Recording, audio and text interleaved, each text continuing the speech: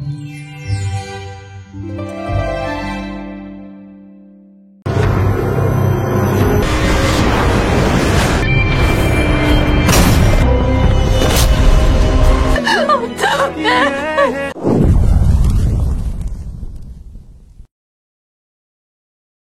guys, sebelum dimulai subscribe, like, dan komen ya guys agar channel ini bisa lebih berkembang. Drama ini diperankan oleh Kim Jung Hyun sebagai Kok-do dan Jin-woo, Im Soo Hyang sebagai Gejol dan Sol-hee. Drama ini mengisahkan tentang Kok-do, malaikat kematian yang datang setiap 99 tahun sekali ke dunia untuk menghukum manusia.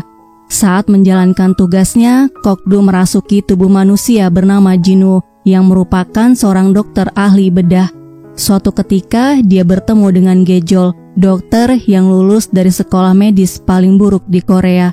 Ternyata takdir mereka sudah terjalin di masa lalu. Di kehidupan sebelumnya, Gejol hidup sebagai Sol-hee dan Kok-do hidup sebagai Oh-hyun.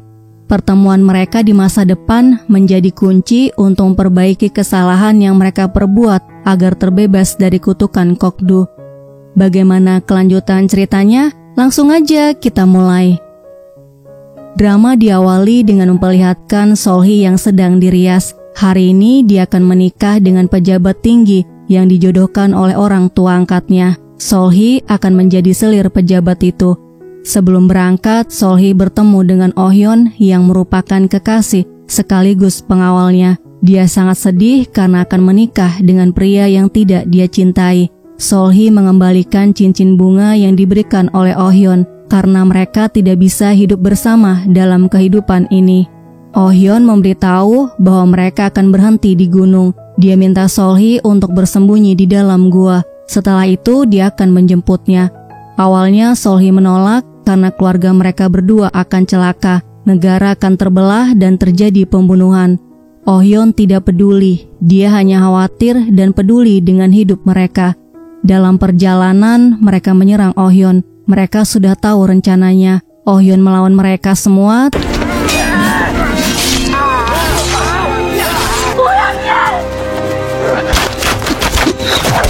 Tapi akhirnya dia tewas di hadapan Sol-hee. Pada malam pengantin, Sol-hee membunuh suaminya.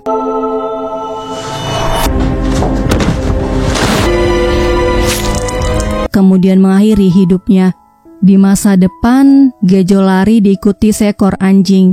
Gejol jatuh dan seorang pria menyelamatkannya. Pria itu menjatuhkan kalung dengan gantungan cincin bunga. Ketika ingin mengembalikannya, pria itu menghilang. Suatu hari, Gejol melakukan wawancara di rumah sakit Pilsong. Salah satu dokter yang mewawancarainya sangat mirip dengan pria yang menolongnya. Pria itu bernama Jin-woo, seorang dokter bedah. Dalam perjalanan pulang, Jin-woo menghubunginya, mengajak Gejol bertemu. Jin-woo memberitahu bahwa dia bisa bekerja di rumah sakit Pilsong. Dia direkrut melalui jalur belakang dengan bantuan Jin-woo. Di hari pertamanya bekerja, rekan kerjanya sinis padanya karena dia melalui jalur belakang untuk bisa bekerja di Pilsong. Setelah pulang kerja, Jin-woo mengajaknya minum. Dia bertanya kenapa Gejol ingin menjadi dokter. Gejol menceritakan ibunya yang meninggal karena kecelakaan dan saat itu dia tidak bisa menyelamatkannya. 아무것도 못했어요. Setelah itu dia mengembalikan kalungnya yang jatuh saat Jin-woo menyelamatkannya. Jin-woo bingung dengan apa yang dikatakan Gejol, kemudian tertidur karena mabuk. Gejol menggendongnya hingga bangku taman apartemen Jin-woo. Dompet Jin-woo jatuh. 어머니인가? Kemudian dia bangun dan memberitahu Gejol bahwa dia hanya memiliki selembar foto ibunya. Dia diadopsi kemudian tinggal di Amerika, jadi dia tidak mengenal ibunya. Keesokan paginya, seorang dokter mengatakan Jin-woo rapat dalam keadaan mabuk, sama seperti saat dia mengoperasi Misun hingga mengakibatkan Misun meninggal. Pada malam harinya, Jin-woo menjelaskan bahwa ada yang menukar CT scan Misun. Sebelum operasi, CT scan Misun tidak ada sel kankernya, tetapi dia meninggal karena kelumpuhan pada jantungnya yang disebabkan tumor ganas. Dr. Suyon mengaku bahwa dia menukar CT scan-nya dan setuju untuk bersaksi di persidangan, namun tiba-tiba dia menghilang. Selanjutnya, Jin-woo memperlihatkan rekaman CCTV di rumah sakit Wonju. tempat Gejol dulu bekerja. Setelah berhenti bekerja dari rumah sakit Pilsong, Suyon bekerja di rumah sakit Wonju. Gejol masuk ke sebuah ruangan dan tidak lama kemudian Pilsu dan Suyon juga masuk ke ruangan itu. Saat itu Gejol bersembunyi, jadi dia mendengar percakapan mereka. Jinwoo memohon bantuan Gejol agar dia mau menjadi saksi, namun Gejol menolaknya karena Pilsu adalah kepala rumah sakit di Pilsong, dokter yang sangat berpengaruh dan disegani. Di bangku taman apartemennya, Jinwoo melihat foto ibunya, kemudian dia melihat Oksin dan Gaksin lewat. Dia juga mendengar suara lonceng. 내가 뭘 잘못 들었나? 저놈이 확실한가? Keesokan harinya, Jinwoo memperlihatkan bukti bahwa Misun adalah ibu kandungnya. Dia ingin balas dendam dan membuat pelakunya menyesali perbuatannya. Gejol memberitahu Pilsu yang menyuruh Suyon menukar hasil CT scan-nya. Jinwoo sangat marah mendengarnya.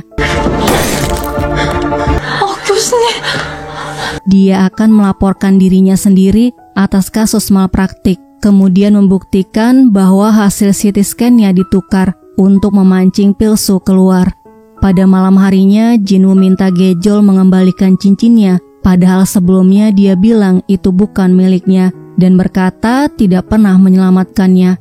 Akhirnya Gejol mengembalikannya, kemudian mengatakan dia bersedia menjadi saksi dan menuntut Pilsu atas kasus Misun. Jinwoo berjanji akan bertanggung jawab jika terjadi sesuatu padanya. Pilsu mengetahui bahwa Jinwoo akan datang ke pengadilan untuk bersaksi atas kematian Misun. Jungsik memberikan bukti bahwa Jinwoo adalah putra Misun. Pilsu menyuruh Jungsik untuk menghabisi Jinwoo. Dalam perjalanan menuju ke pengadilan, Gejol berusaha untuk menghubungi Jinwoo namun ponselnya mati. Jadi dia memutuskan untuk datang ke apartemennya. Di depan apartemennya salju turun, padahal saat itu adalah musim panas. Tiba-tiba Jinwoo jatuh.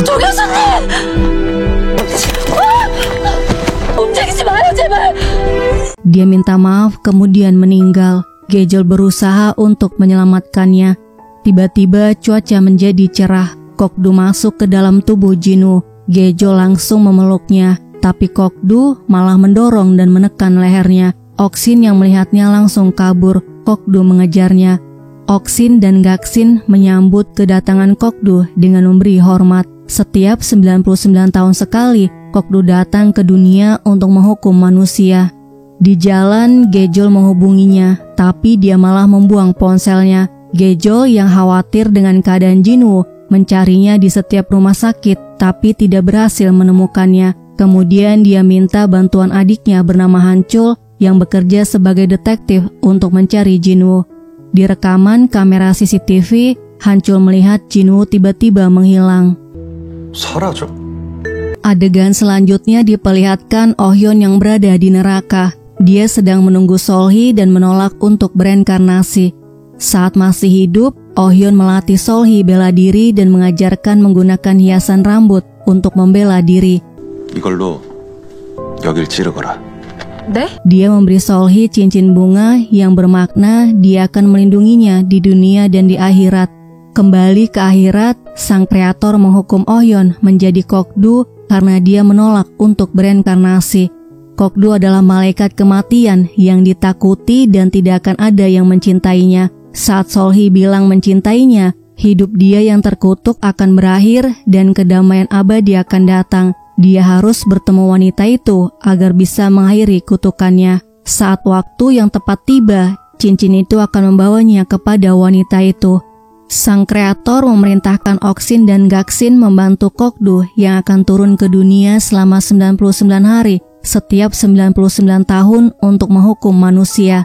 Di rumah Kokdu, ketika jam menunjukkan pukul 9, dia mendengar bisikan untuk membunuh seorang pria bernama Bongpil. Bongpil adalah seorang dokter yang membuat obat bius, kemudian menggunakan obat itu pada juniornya bernama Yunji.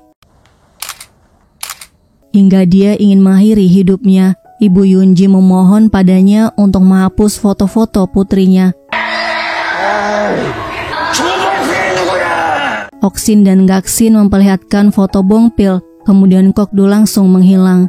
Ketika Bongpil membuat minuman, Ibu Yunji memukulnya dan dia membalasnya. Kokdu datang dan langsung membunuhnya.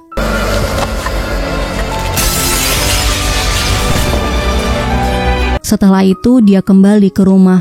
Oksin dan Gaksin yang sedang membakar pakaian Jinwoo menyambutnya. Walaupun Kokdu mengabaikan mereka, mereka merasa kasihan pada Kokdu karena di neraka dia harus mendengarkan orang mati mengeluh. Dan di dunia dia harus membunuh orang setiap hari sebagai hukuman. Mereka harus menemukan Seolhee agar kutukannya hilang.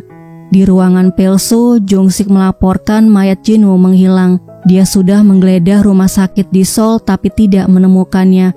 Keesokan harinya, Gejol melihat di papan pengumuman bahwa dia akan disidang karena melanggar kedisiplinan setelah menuntut Pilsu atas kematian Misun tanpa bukti. Gejol memberitahu bahwa dia disuruh Jinwoo untuk bersaksi dan menuntutnya. Pilsu menyuruh Gejol membawa Jinwoo ke sidang disiplin agar mereka bisa mengetahui siapa yang benar. Gejol datang ke apartemen Jinwoo. Jungwon, teman Gejol dan kekasih Jinwoo keluar. Dia tidak tahu di mana Jinwoo berada, namun Gejol tidak percaya. Akhirnya mereka bertengkar. Hancul berusaha untuk memisahkan mereka, tapi dia malah kena pukul dan Jungwon buru-buru pergi.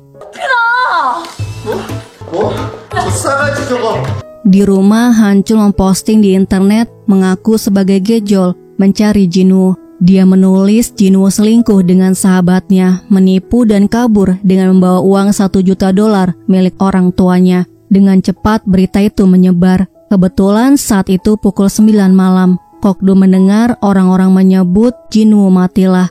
Kokdu bertanya siapa Jinwoo. Oksin tertawa karena Jinwoo adalah Kokdu. Dengan jarinya Kokdu mengangkat Oksin.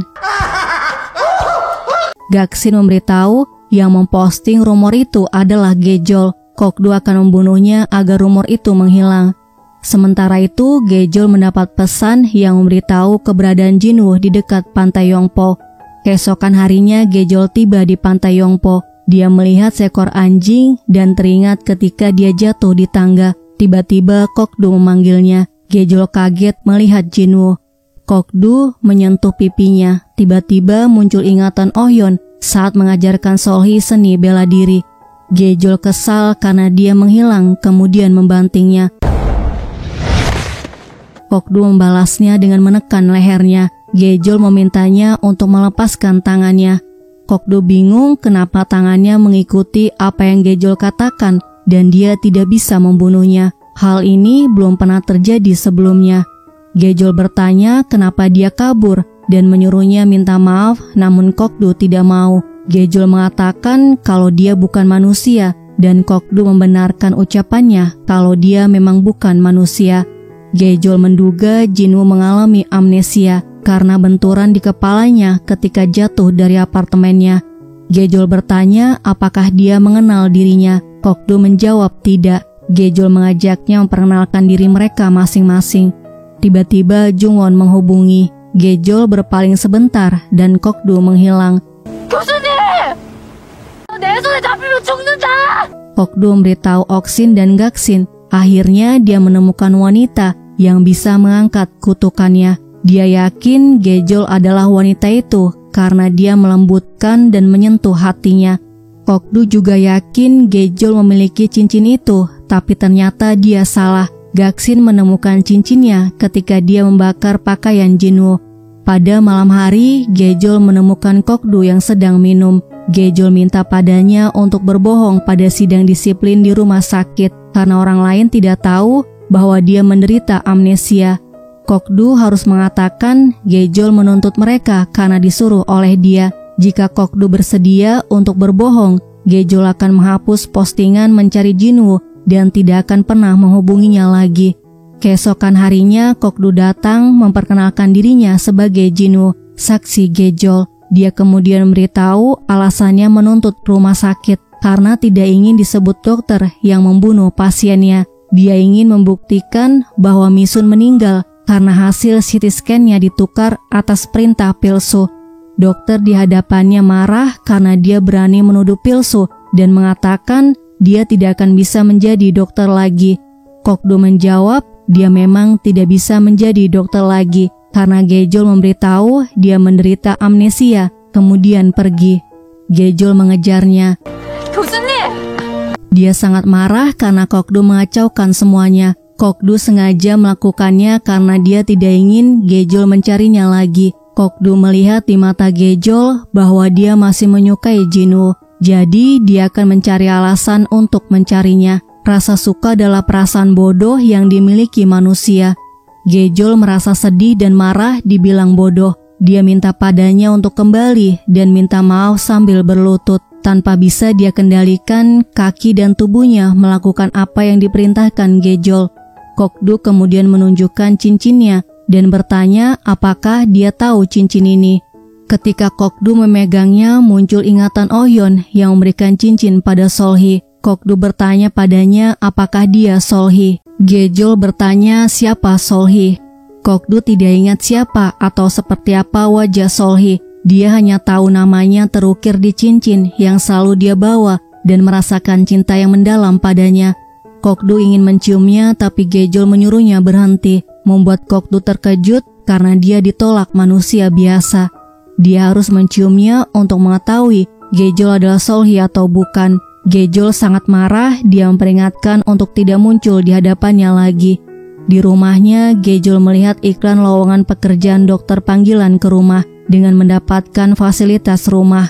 Keesokan harinya, Gejol datang ke klinik untuk melakukan wawancara. Dia bertemu dengan Kokdu sebagai pemilik kliniknya. Kokdu memberikan kontrak kerjasama yang berisi biaya sewa kliniknya gratis, keuntungan klinik dan rumah yang dia tinggali akan menjadi milik Gejol. Gejol langsung setuju. Ketika dia membaca ulang kontraknya, Kokdu menambahkan isi kontrak di halaman belakang, yaitu Gejol akan menjadi pacar Kokdu selama 90 hari. Jika kontrak dilanggar, biaya sewa klinik selama 10 tahun harus dibayar penuh. Gejol menolak untuk menjadi pacarnya. Selanjutnya jam menunjukkan pukul 9 malam. Kokdu mendengar suara bisikan untuk membunuh Gwangmo. Anehnya dia tidak bisa menghilang, tapi dia tidak tahu apa yang menyebabkan kekuatannya menjadi lemah. Dia kemudian pergi menggunakan mobil Oxin yang berwarna emas.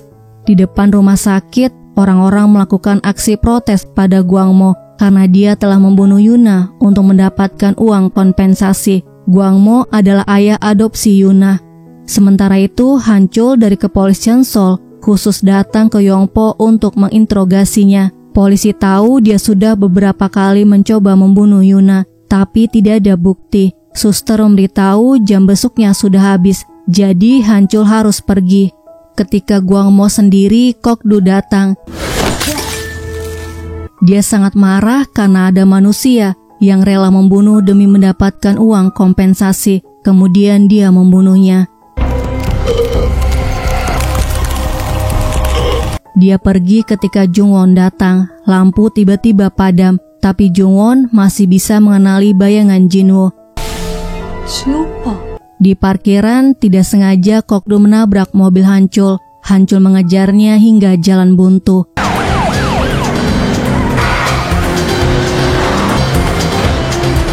Saat Hanchul membuka pintu mobil, Kokdu menghilang. Keesokan harinya mereka melihat di televisi mobil emas Oxin menjadi bukti pembunuhan Gwangmo. Kokdu minta Oxin untuk mengaku pada polisi mobilnya dicuri. Selanjutnya Gejol datang menemui Myungja untuk meminjam uang. Myungja mengelola dana pengembangan komunitas Yongpo yang mendukung perusahaan rintisan. Tanpa Gejol sadari, Kokdu sudah ada di belakangnya. Dia datang untuk menggagalkan rencana Gejol mendapatkan pinjaman. Myungja menyuruh Gejol untuk mengaduk hingga tercampur rata sebelum dia memutuskan akan meminjamkan uang atau tidak. Gejol menyuruh Kokdu untuk mengaduknya. Setelah selesai, dia melanjutkannya. Myungja melihat Gejol yang rajin, jadi dia percaya Gejol bisa mengembalikan uangnya. Myungja mengatakan dia akan memberikan Gejol pinjaman. Gejol sangat senang dia bisa membuka klinik sendiri, sementara Kokdu kesal karena dia malah membantunya untuk mendapatkan pinjaman. Beberapa hari kemudian Gejol pindah ke Yongpo. Dia minta bantuan Kokdu untuk mengangkat barang-barang. Tiba-tiba seorang pria mengatakan kalau dia hantu, kemudian jatuh. Di rumah sakit, Myungja muncul. Ternyata pria itu adalah suami Myungja. Suatu hari, Kokdu meminta Gejol untuk menerima uangnya. Tidak perlu membayarnya dan ambil saja kliniknya. Sultan banget ya guys. Gejol tidak bisa menerimanya. Menurutnya, apa yang terjadi di Yongpo seperti mimpi. Bisa memiliki klinik sendiri, kemudian bisa membeli rumah untuk tinggal, dan mendapatkan kontrak kencan yang tidak masuk akal. Semua itu sangat romantis dan Kokdu membuatnya bahagia. Saat Gejol akan pergi, Kokdu menyanyikan lagu yang biasanya ibu Gejol nyanyikan. Mendengar lagu itu, dia berhenti dan menghampirinya. Gejol bertanya apakah dia mengenal ibunya. Kokdu memberitahu dia sangat mengenal ibunya. Di akhirat, jika seseorang mati dalam keadaan tidak baik, ketika dituntun mereka biasanya dalam keadaan marah dan melepaskan segala kebencian mereka, membuat Kokdu merasakan kesedihan, kegelisahan, dan kesakitan hingga dia berharap semuanya berakhir. Saat itulah dia mendengar ibu Gejol bernyanyi untuknya, membuatnya merasa tenang. Sebagai imbalan lagu yang dia nyanyikan, dia boleh minta apa saja yang dia inginkan. Dia minta pada Kokdu untuk memanjakan dan melakukan apapun yang putrinya minta seperti seorang ibu. Kokdu berjanji akan melakukan apapun yang putrinya minta. Nah guys, ini nih alasan kalau Gejol nyuruh, pasti mau gak mau dikerjain sama Kokdu. Kembali ke dunia, Gejol penasaran di mana Kokdu bertemu dengan ibunya. Kokdu menjawab di jalan yang akan diambil semua orang saat mereka pergi. Guys, Gejol pikir di jalannya itu di dunia. Kokdu pasti bertemu dengan ibunya saat dia sedang sakit di jalan karena ibunya seorang paramedis. Dalam perjalanan pulang, mereka mendengar di radio berita mengenai geng beruang hitam, organisasi perdagangan narkotika terbesar yang berhasil kabur dari pengepungan yang dilakukan polisi. 2 polisi dilaporkan terbunuh dan 12 polisi lainnya terluka parah. Kokdu melihat jam menunjukkan pukul 9. Dia mendengar bisikan matilah. Kokdu menyuruh Gejol untuk berhenti dan tidak sengaja tangan Kokdu mendorongnya. Gejol hilang kendali dan menabrak seorang pria di jalan. Ketika turun dari mobil, dia melihat pria itu menghilang. Dia kembali ke mobil dan melihat Kokdu juga menghilang. Di pelabuhan, polisi yang menyamar dianiaya geng beruang hitam. Kokdu datang tepat pada waktunya.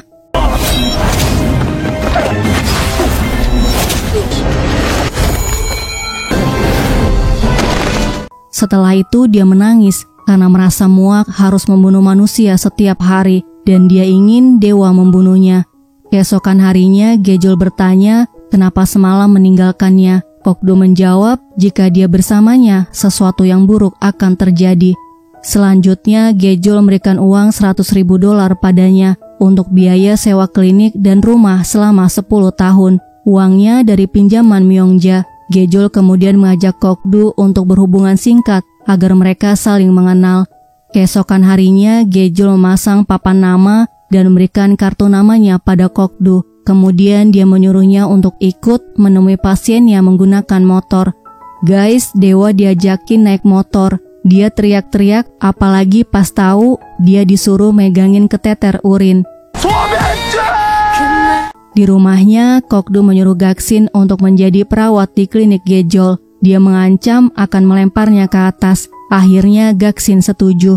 Gaksin datang dengan pakaian nyentrik agar ditolak bekerja di klinik. Tapi ternyata Gejol malah langsung menerimanya tanpa bertanya apa-apa. Walaupun ketika melihat lamarannya, Gaksin belum pernah bekerja sekalipun.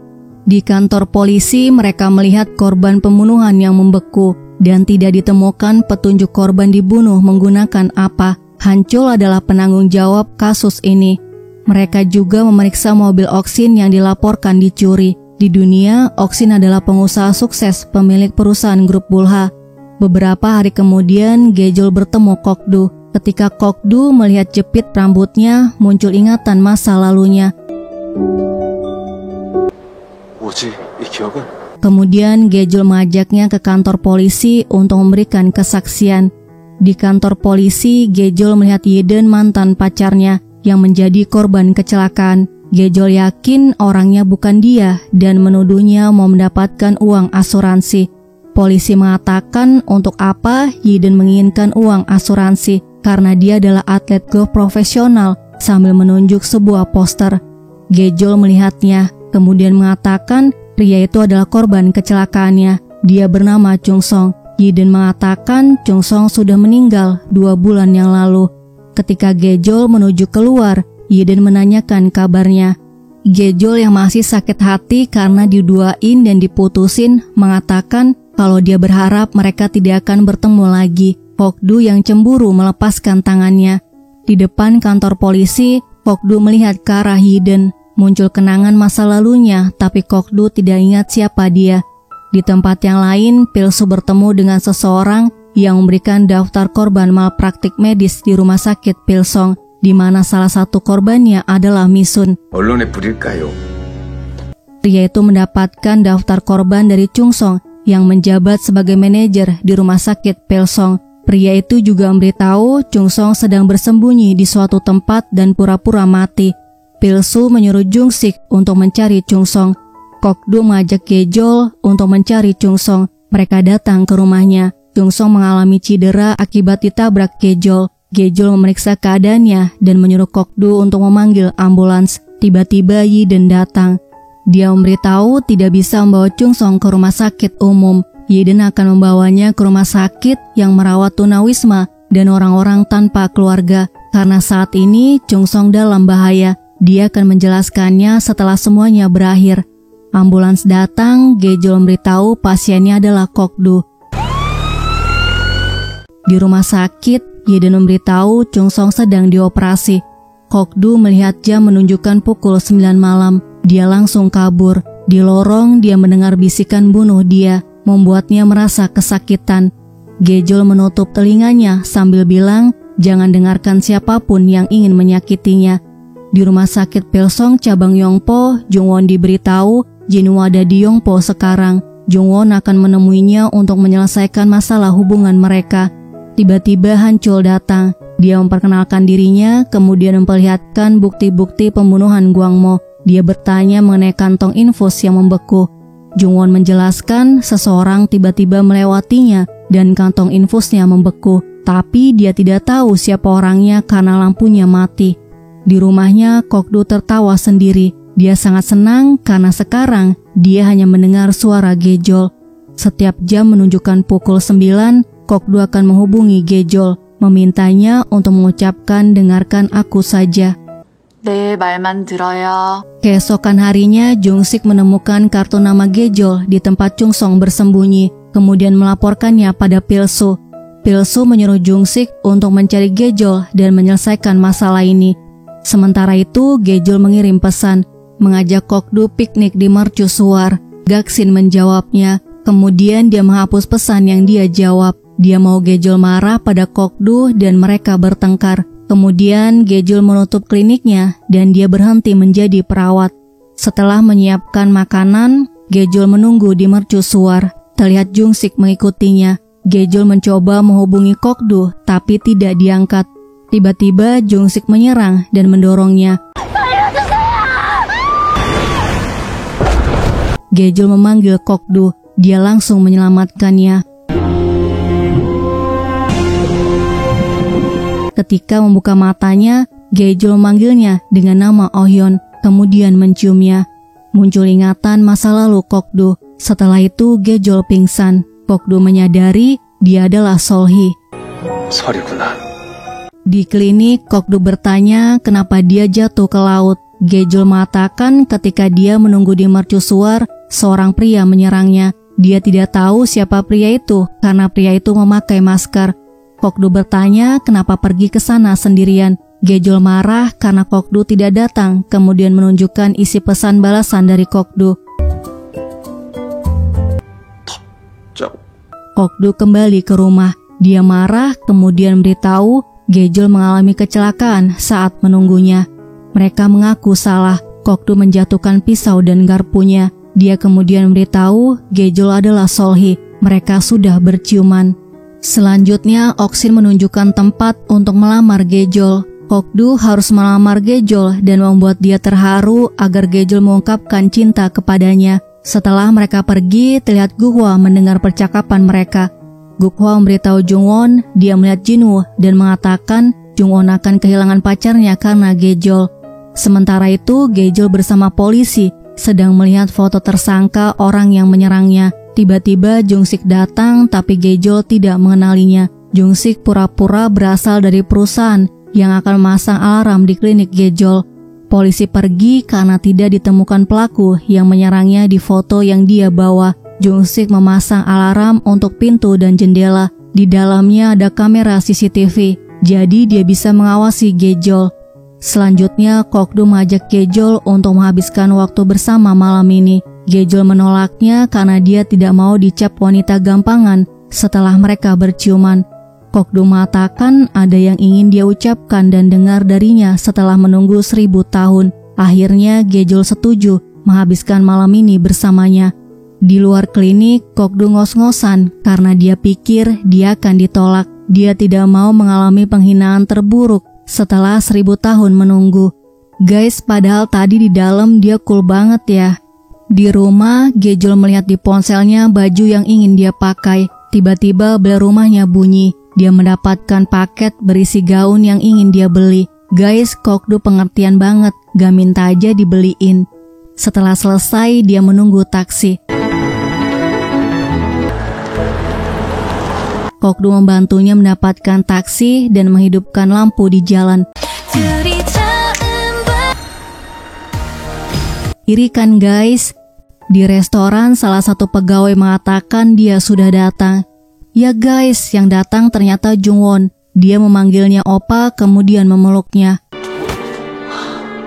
Kokdu mendorong kepalanya dan bertanya siapa dia. Tidak lama kemudian, Gejol datang dan melihat mereka berpelukan.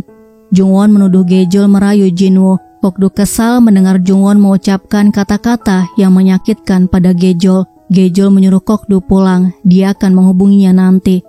Gejol memberitahu Jinwoo mengalami amnesia disosiatif. Jungwon kesal karena Gejol merahasiakan darinya dan membiarkan Jinwoo sakit. Jungwon mengaku mereka pacaran, kemudian minta nomor ponsel Jinwoo, namun Gejol tidak mau memberikannya.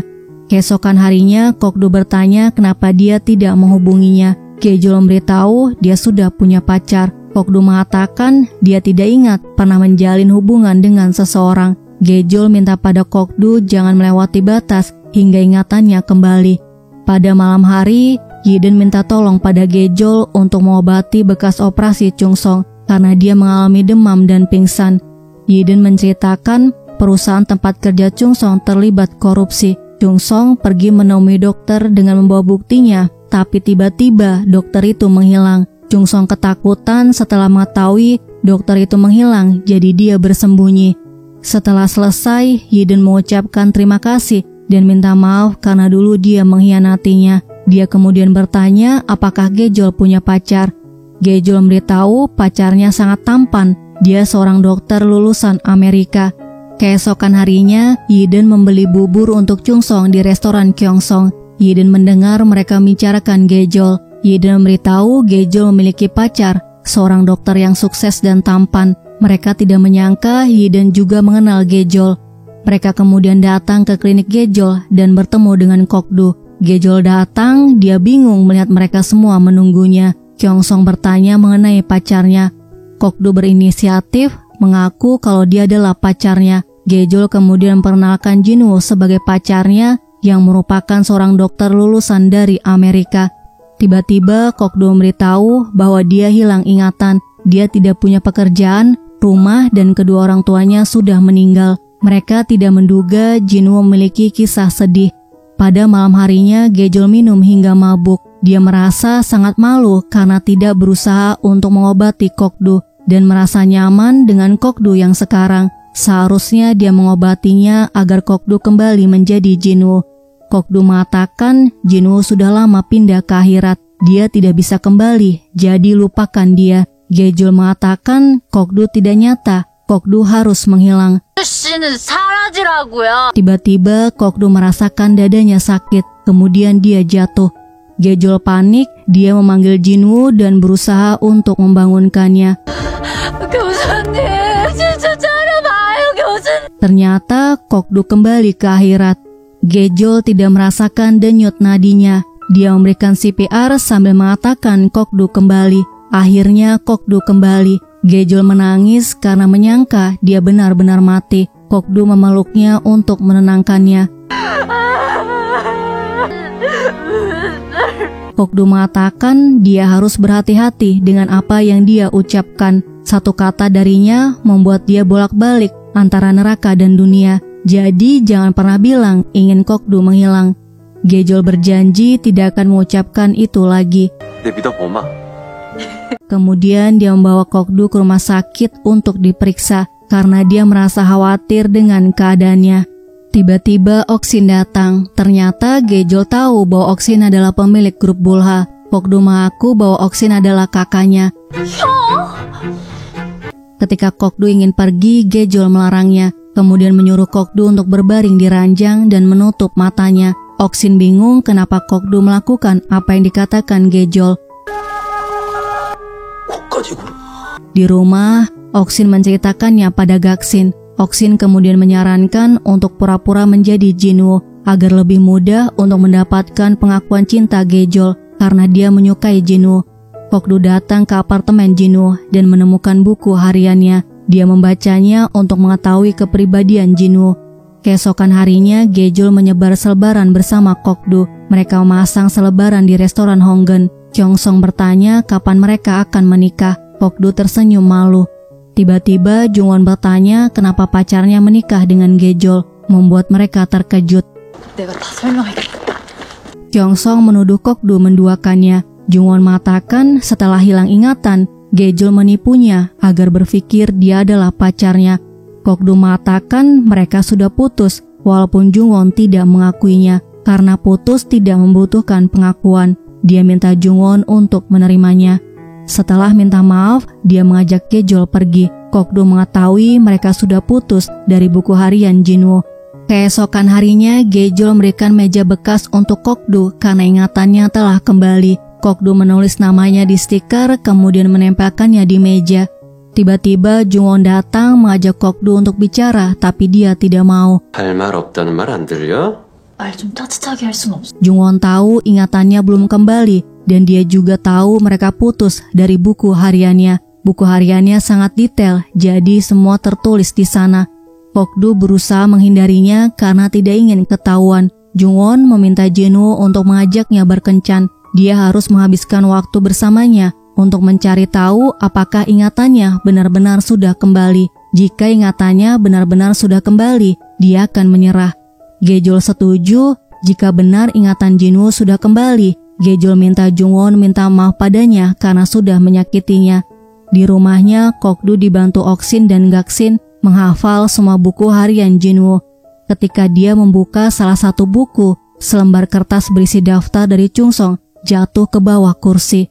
Sementara itu, Yiden sedang melihat profil Jinwoo. Chungsong kakaknya melihatnya. Dia memberitahu dokter ini yang menyimpan daftarnya. Yiden memberitahu Jinwoo menderita amnesia saat ini.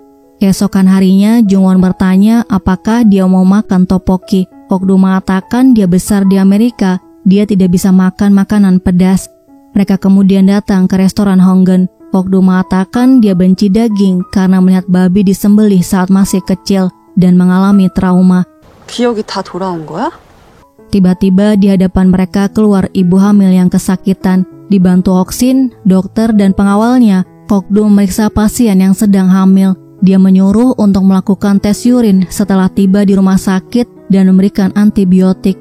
Mereka berhasil membantu Kokdu, membuat Oksin senang. Di klinik Gejol, Chungsong datang. Dia menanyakan Jinwoo. Gejol sadar Jinwoo adalah dokter yang diberikan bukti daftar yang diceritakan Yiden. Selama beberapa tahun, Chungsong diperintahkan untuk mengubah hasil pemeriksaan kesehatan orang-orang yang ada di daftar, tapi dia tidak tahu daftar apa itu. Suatu hari, Jinwoo menghubunginya, mengatakan dia sudah tahu itu daftar apa, tapi setelah itu, dia dikabarkan mengakhiri hidupnya.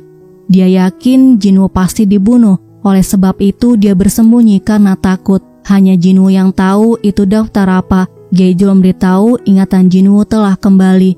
Gejol menghubungi Kokdu. Dia memberitahu sedang berada di UGD Rumah Sakit Pilsong Yongpo karena ada pasien darurat yang harus ditangani.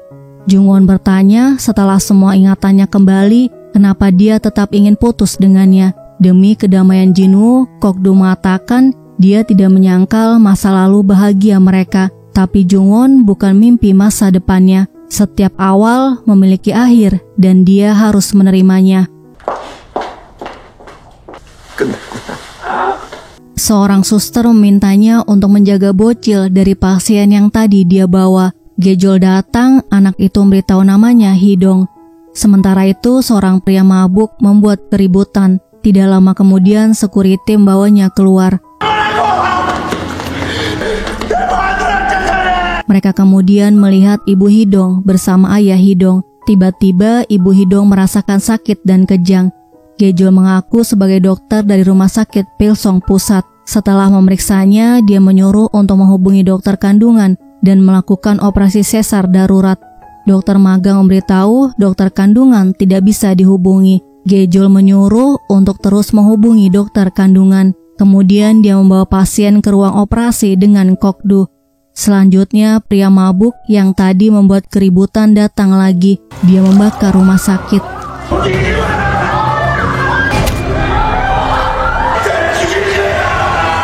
Di ruang operasi, Gejol dan Kokdu menunggu dokter datang. Tiba-tiba terdengar pengumuman ada kebakaran di ruang darurat. Semua orang harus segera meninggalkan gedung.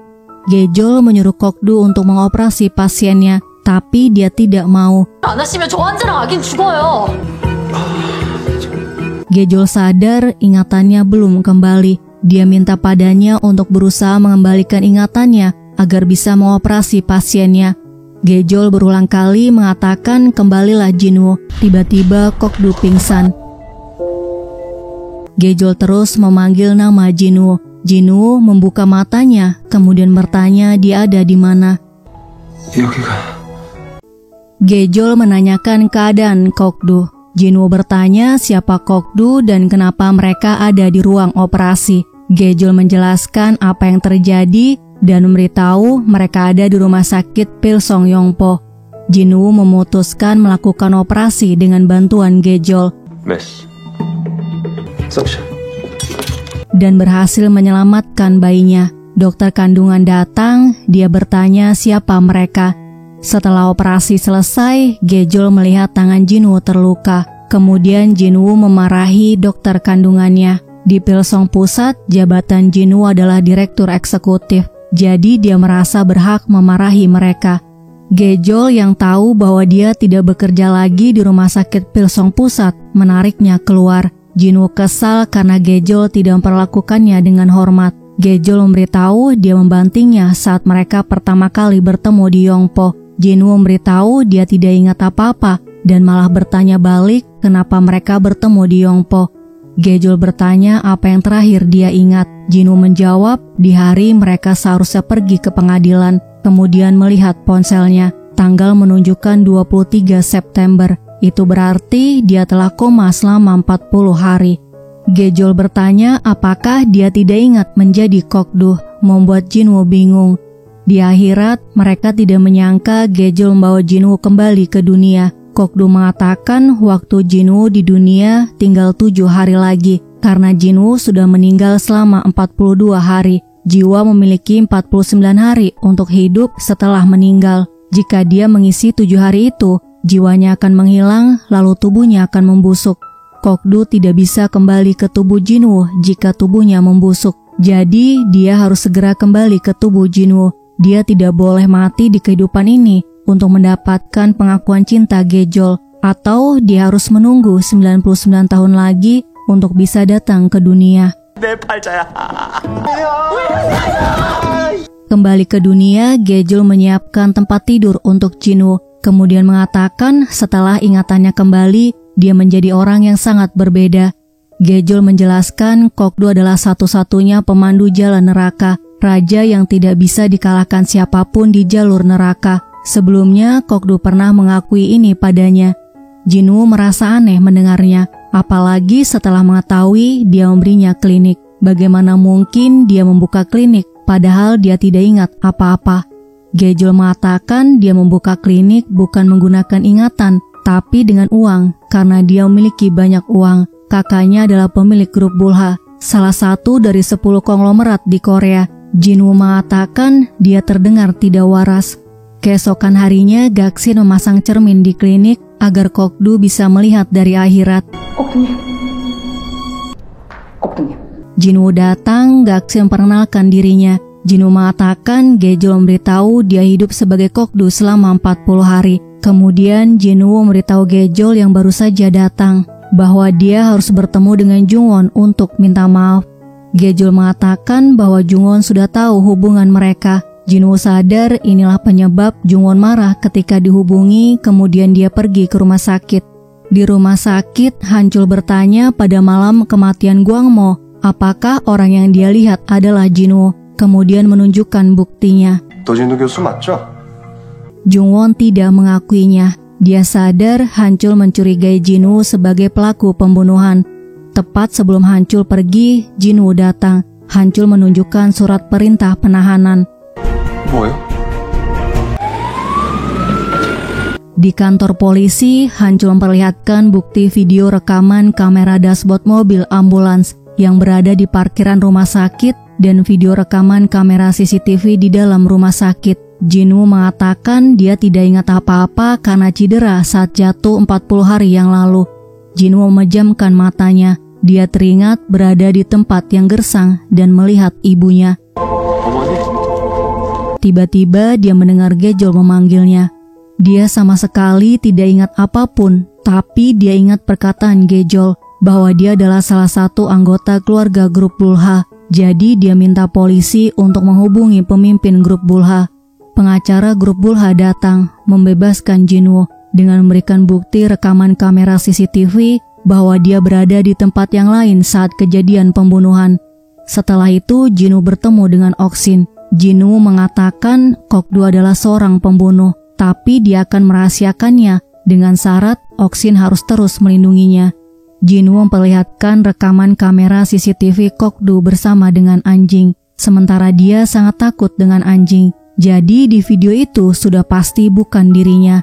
Jinwoo tahu Kokdu bukan manusia, sama seperti dia. Dia terus mendengar suara lonceng ketika bersamanya.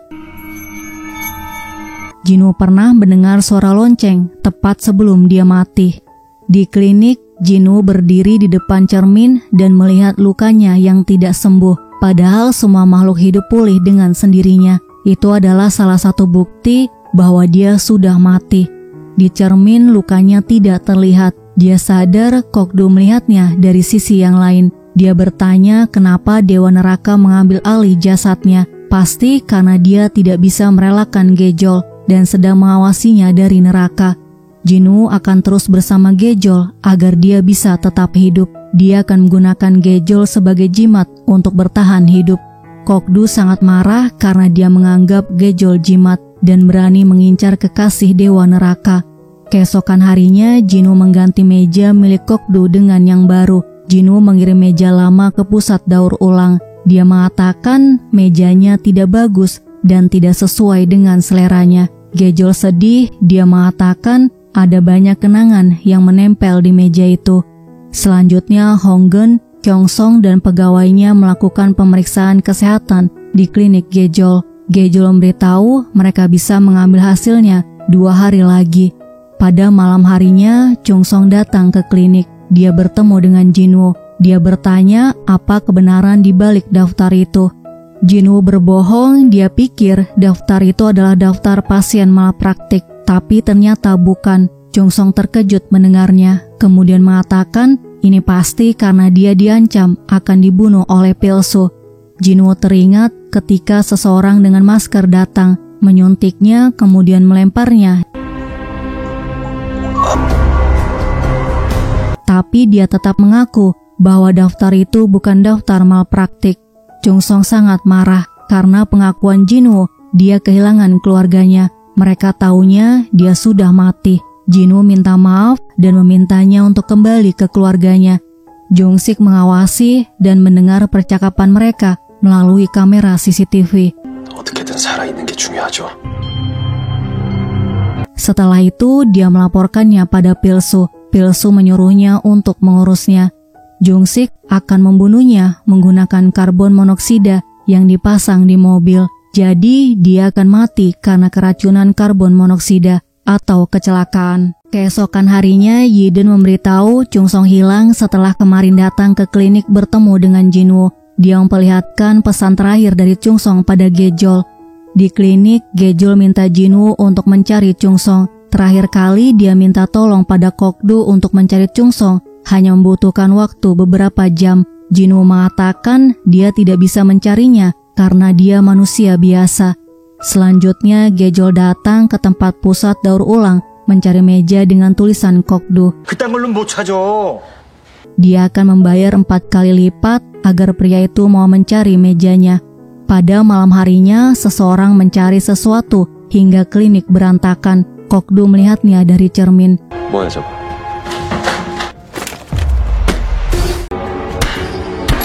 Gejol jalan menuju ke klinik. Dia merasa seseorang mengikutinya. Di dalam klinik, dia melihat file di lantai dan menemukan seseorang di bawah meja bersembunyi. Tiba-tiba orang itu menyerangnya. Kokdu sangat khawatir melihat Gejol dalam bahaya. Dia memohon agar Gejol memanggil namanya. 다시 불러봐. Tiba-tiba Jinwoo datang. Orang yang menyerang Gejol adalah pegawai di restoran Honggen. Dia tidak ada maksud untuk menyakitinya. Dia datang sembunyi-sembunyi untuk mengambil hasil tes darah. Dia sakit diabetes parah dan tidak ingin Honggen tahu karena khawatir akan dipecat. Selanjutnya Jinwoo menanyakan keadaannya. Gejol mengucapkan terima kasih, kemudian bertanya sejak kapan dia mengikutinya. Jinwoo mengikutinya sejak dia mencari meja Kokdu. Dia khawatir Pilsu dalang di balik hilangnya Chung Song, dan Gejol pernah diserang di mercusuar. Dia manusia biasa, jadi tidak memiliki kekuatan khusus untuk menemukan atau melindungi seseorang. Itu sebabnya dia berusaha semampunya dengan mengikuti Gejol. Gejol mengatakan dia tidak perlu melakukan itu karena dia tahu Jinwoo tidak menyukainya. Jinwoo tahu dia menyukai Kokdu yang ada di dalam dirinya dan Gejol membenarkannya. Tapi Jinwoo tidak bisa membiarkan Kokdu hidup di dunia karena dia tidak nyata. Dia minta bantuan Gejol untuk menghancurkan Kokdu agar dia bisa terus hidup sebagai Jinwoo. Di tempat yang lain, Badan Pengawas Obat memberitahu bahwa obat baru pil Songbayo bernama Aksis telah lulus tahap 3 uji klinis dan telah disetujui. Aksis adalah obat untuk perbaiki tulang rawan.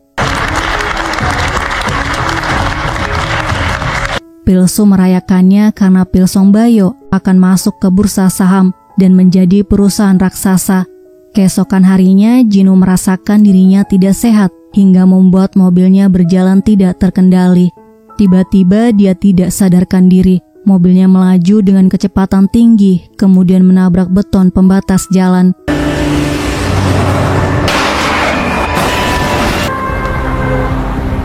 Jung-sik melihatnya dari seberang jalan.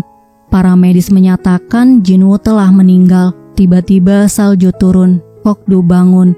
Para medis menanyakan keadaannya. Kokdu marah karena dia menyentuhnya. Kokdu mendengar Gejol memanggilnya. Jung-sik melihat Kokdu menghilang. Gejol sedang membawa masuk meja Kokdu ke rumah. Dia berhasil menemukannya di tempat daur ulang. Gejol memanggil Kokdu berulang kali hingga Kokdu muncul di hadapannya. Kokdu memeluknya. Dia pikir tidak akan bertemu dengannya lagi. Gejol melepaskan pelukannya karena dia pikir di hadapannya adalah Jinwoo. Kokdu mengatakan bahwa dirinya adalah Kokdu. Di tempat yang lain, Jung-sik memperlihatkan kamera dashboard mobilnya pada Pilsu. Jung-sik mengatakan Jinwoo bukan manusia. Di sebuah restoran, Hancul makan bersama Jung-won. Hancul memberitahu polisi sudah melepaskan Jinwoo, tapi bukan berarti dia tidak bersalah. Mereka tidak punya bukti konkret, tapi mereka masih mencurigainya. Tiba-tiba pesan masuk dari Jung-sik, membuat Jung-won ketakutan. Dia minta tolong pada Hancul untuk mengantarnya pulang. Jung-won memberitahu dia diikuti oleh penguntit. Jadi dia minta Hancul untuk mengantarnya pulang setiap hari. Sebagai gantinya, dia bisa menanyakan pertanyaan apapun tentang Jinwoo untuk membantu penyelidikannya. Keesokan harinya, para medis memberikan tas Jinwoo pada Gejol yang tertinggal di ambulans. Dia menemukan kartu nama dan nomor ponsel Gejol di dalam tasnya. Para medis menceritakan Jinwoo mengalami kecelakaan. Dia terluka parah dan jantungnya berhenti berdetak. Mereka pikir dia sudah mati, tapi tiba-tiba dia hidup kembali dan menekan lehernya. Gejol teringat ketika dia memberikan CPR pada Jinwoo setelah jatuh dari apartemennya. Gejol senang Kokdu telah kembali. Di klinik, Gejol minta maaf pada Kokdu karena telah mengucapkan kembalilah Jinwoo. Dia benci ketika Kokdu menghilang, membuat Kokdu yang mendengarnya merasa sangat senang. Keesokan harinya, Gejol minta Kokdu untuk mencari Chungsong. Kokdu menemukan Chungsong sudah meninggal. 죽었네. Kemudian memberitahu Oksin, Pilsu telah membunuh Chungsong. Dia teringat percakapan Jinwoo dengan Chungsong di klinik. Kokdu datang ke klinik, dia menyalakan lampu.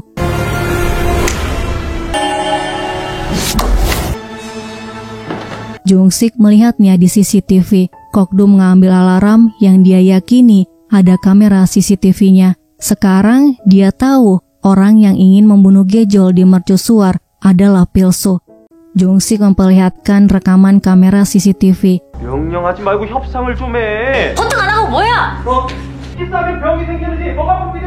Dia mengatakan Gejol mengendalikan Jinwoo dan menyarankan agar dia dekat dengan Gejol supaya aman. Di kantor Pilsu, Gejol menolak tawaran Pilsu untuk bekerja di rumah sakit Pilsong. Tiba-tiba Jungsik menghubunginya, memberitahu Jinwoo menemukan kamera penyadap yang mereka pasang. Setelah menutup teleponnya, Kokdu muncul di hadapannya. Kokdu memperkenalkan dirinya sebagai malaikat maut yang datang untuk menyingkirkan sampah seperti dia. Kokdu menyentuh mejanya. Dia mengatakan pembunuhan dibalas pembunuhan. Pilsu memperingatkan agar dia tidak bertindak gegabah karena ada kamera CCTV di ruangannya. Dengan mudah, Kokdu merusak semua kamera CCTV. Kokdu menekan leher Pilsu. Tiba-tiba Gejol datang. Dia menyuruh Kokdu untuk melepaskannya. Pilsu mengatakan pada Gejol tidak ingin bertemu dengan Jinwoo. Jadi dia minta untuk menyuruh Jinwoo menjauh darinya. Pilsu mengancam jika Gejol tidak mau melakukannya, dia akan melapor pada polisi penyerangan yang dilakukan oleh Jinwoo. Kokdu menyuruhnya untuk tidak mendengarnya, namun Gejol tidak mau mendengarkannya. Dia minta pada Kokdu untuk menjauh dari Pilsu untuk sementara waktu. Selanjutnya, Kokdu bertanya apa yang dia lakukan di kantor Pilsu. Gejol memberitahu dia mendapatkan tawaran pekerjaan dari Pilsu, tapi dia menolaknya. Kokdu marah karena Gejol menghalanginya untuk membunuh Pilsu. Dia mengatakan tidak bisa tetap di sisinya dan melindunginya selamanya karena waktunya tidak banyak di dunia ini.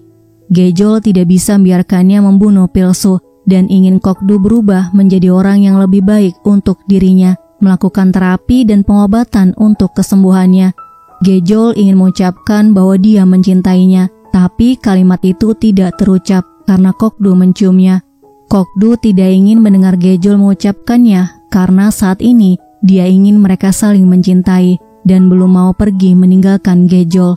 Sepanjang malam hingga pagi, Kokdu memandangi wajah Gejol. Gejol bangun setelah Kokdu menyentuh rambutnya. Hancul baru saja pulang dan mengajak Gejol makan. Dia memaksa untuk membuka pintunya. Gejol menutupi Kokdu dengan selimut, kemudian membuka pintu. Hancul membuka selimutnya yang ternyata hanya pakaian kakaknya. Hancul menyangka pria itu kabur lewat jendela. Saat makan, Hancul bertanya kapan dia bisa bertemu dengan kekasihnya. Selama pria itu bukan Jinwoo tidak masalah. Gejol bertanya kenapa dia tidak bisa mengencani Jinwoo. Hancul mengatakan Jinwoo pria yang berbahaya, kemudian memberitahu mengenai kasus pembunuhan yang dia curigai pelakunya adalah Jinwoo. Di tempat yang lain, Kokdu menghubungi Pilsu dan mengatakan dia telah menentang dewa. Jika Pilsu menyentuh Gejol, dia akan mati dengan cara paling menyakitkan di dunia ini.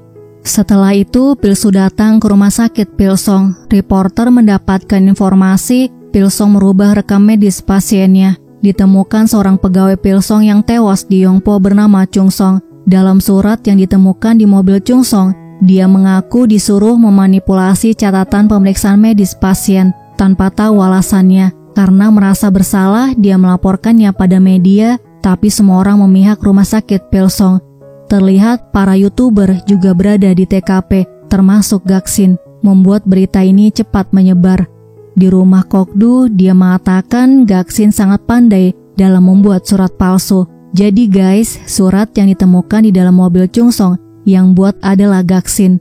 Beberapa hari kemudian muncul berita bahwa Jinwoo adalah ahli waris grup Bulha yang disembunyikan. Pilsu sengaja menyebarkan berita ini agar media tidak mencari tahu lebih jauh mengenai kasus daftar malpraktik pasien di rumah sakit Pilsong, dan Badan Pengawas Obat bisa secepatnya memberikan surat izin edar untuk obat Aksis Pilsong Bio.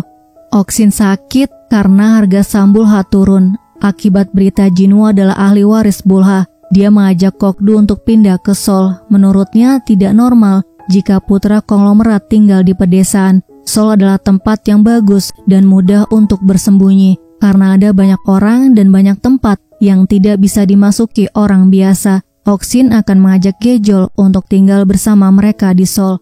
Di kantor polisi, Hanchul dan timnya melihat foto orang-orang yang terbunuh dalam keadaan membeku menggunakan metode pembunuhan yang sama. Pembunuhnya membunuh mereka yang memang pantas dihukum. Hanchul akan bertanggung jawab untuk menyelidiki kasus pembunuhan berantai ini. Setelah itu, mereka melihat satu-satunya saksi pembunuhan geng beruang hitam bernama Sang Jin. Hari itu dia hampir mati, dan Kokdu menyelamatkan nyawanya dari geng beruang hitam. Hingga saat ini, Sang Jin belum sadar. Tim investigasi regional mencurigai Jinwoo sebagai pelaku pembunuhannya. Adegan selanjutnya terlihat Oksin mengawasi proses pindahan di rumahnya. Seorang pegawai menemukan daftar milik Chung Song di bawah bangku, lalu menyimpannya. Setelah rumah di Seoul sama dengan di Yongpo, pegawai itu menaruh kembali daftar milik Chung Song ke bawah kursi, sama seperti posisi ketika ada di Yongpo. Kemudian dia pergi. 장미순? Mereka semua terkejut, ternyata kertas itu adalah daftar yang mereka cari. Kertas itu jatuh dari buku harian Jinwoo. Kokdu menyuruh Oksin dan Gaksin untuk menemui orang-orang yang ada di dalam daftar dan mencari tahu apa yang terjadi pada mereka selama melakukan pengobatan di rumah sakit Pilsong. Di rumah Gejol, dia sedang merapikan pakaian. Dia beralasan akan pindah kerja ke rumah sakit baru. Hanchul memberitahu dia juga akan pindah ke Seoul karena tim investigasi regional merekrutnya untuk melakukan penyelidikan suatu kasus. Keesokan harinya, Gejol tiba di rumah Kokdu. Dia disambut oleh Gaksin. Gejol terkejut karena sebelumnya dia berhenti di klinik tanpa memberitahunya. Dia minta Gejol untuk memanggilnya dengan nama Gaksin dan memanggil pemimpin Bulha dengan nama Oksin. Gejol sangat senang melihat kamarnya. Meja Kokdu juga ada di kamar itu. Kokdu datang ke kamarnya. Gejol membacakan isi kontrak miliknya yang berisi syarat untuk tinggal bersama. 3 syarat yang ada di kontraknya yaitu: pertama, Kokdu tidak boleh masuk ke kamar Gejol tanpa izin. Yang kedua, tidak ada yang boleh menggunakan bahasa Perancis di rumah karena setahu Gejol, keluarga konglomerat biasa menggunakan bahasa Perancis agar yang lainnya tidak mengerti. Dan yang ketiga, Kokdu tidak boleh membuat Gejol menjalani kehidupan pernikahan yang sulit. Contohnya, meminta Gejol menelpon kakaknya untuk menanyakan kabar. Selanjutnya, Kokdu membacakan isi kontraknya. Pasal yang pertama, jangan bilang dia mencintainya. Dia tidak mau Gejol mengatakan kalau dia mencintainya karena akan membuatnya sedih. Baginya, pengungkapan kata mencintai seperti tujuan akhirnya. Walaupun sampai sekarang, dia berusaha keras untuk mendapatkannya. Saat ini, dia ingin menikmati setiap momen dalam hidupnya. Yang kedua, Gejol tidak boleh menemui pria lain. Gejol tidak setuju. Dia menambahkan tidak boleh menemui pria lain tanpa Kokdu. Untuk pasal yang ketiga, Kokdu belum tahu apa, jadi dia akan memberitahunya esok hari. Pada malam harinya, mereka makan malam bersama untuk merayakan hari ulang tahun Gejol. Walaupun sudah terlambat karena dia berulang tahun di akhir September, Oksin bertanya apa yang biasanya dia lakukan di hari ulang tahunnya. Gejol mengatakan berkumpul bersama keluarga dan makan makanan lezat. Kokdu sangat ingin berkumpul dengan keluarga, tiup lilin, makan kue, dan tepuk tangan. Kemudian dia teringat adik Gejol dan ingin mengundangnya. Gejol tidak memperbolehkan adiknya untuk datang karena dia tidak menyukai Jinu. Kokdu mengatakan Jinu dan dirinya orang yang sangat berbeda. Mereka harus bertemu dan meluruskan kesalahpahaman. Akhirnya Kokdu memutuskan pasal ketiga kontraknya, yaitu Gejol akan selalu memperkenalkannya pada keluarganya. Sementara itu, Hancul sedang mengantar Jungwon pulang. Dia mengantarnya sampai di depan apartemennya. Setelah Hancul pergi, Jungsik muncul, membuat Jungwon terkejut. 오빠, 아빠? 아빠가 여기로 어떻게... 이 정도도 모를까봐 아빠가. Jungsik adalah ayah Jungwon. Jungwon pernah memenjarakan ayahnya karena sering memukul ibunya, dan Jungsik sangat marah karena perbuatannya itu. Selain itu, Jungsik sering minta uang pada Jungwon. Setelah Jungsik pergi, Jungwon menangis. Hancul melihat dan mendengar percakapan mereka tanpa Jungwon sadari. Selanjutnya, Kokdu bertemu dengan Hancul di kafe Bulha. 네가 만난다는 놈이 이 자식이야? 야, 한철, 너 말 함부로 할래? Kokdu memperkenalkan dirinya sebagai Jinu. Padahal mereka sebelumnya sudah pernah bertemu di kantor polisi Yongpo, tapi Kokdu tidak tahu. Hancul berpikir Kokdu bersandiwara. Kokdu mengatakan apakah mereka bertemu di akhir September dan memberitahu dia mengalami kecelakaan, jadi ingatannya tidak stabil.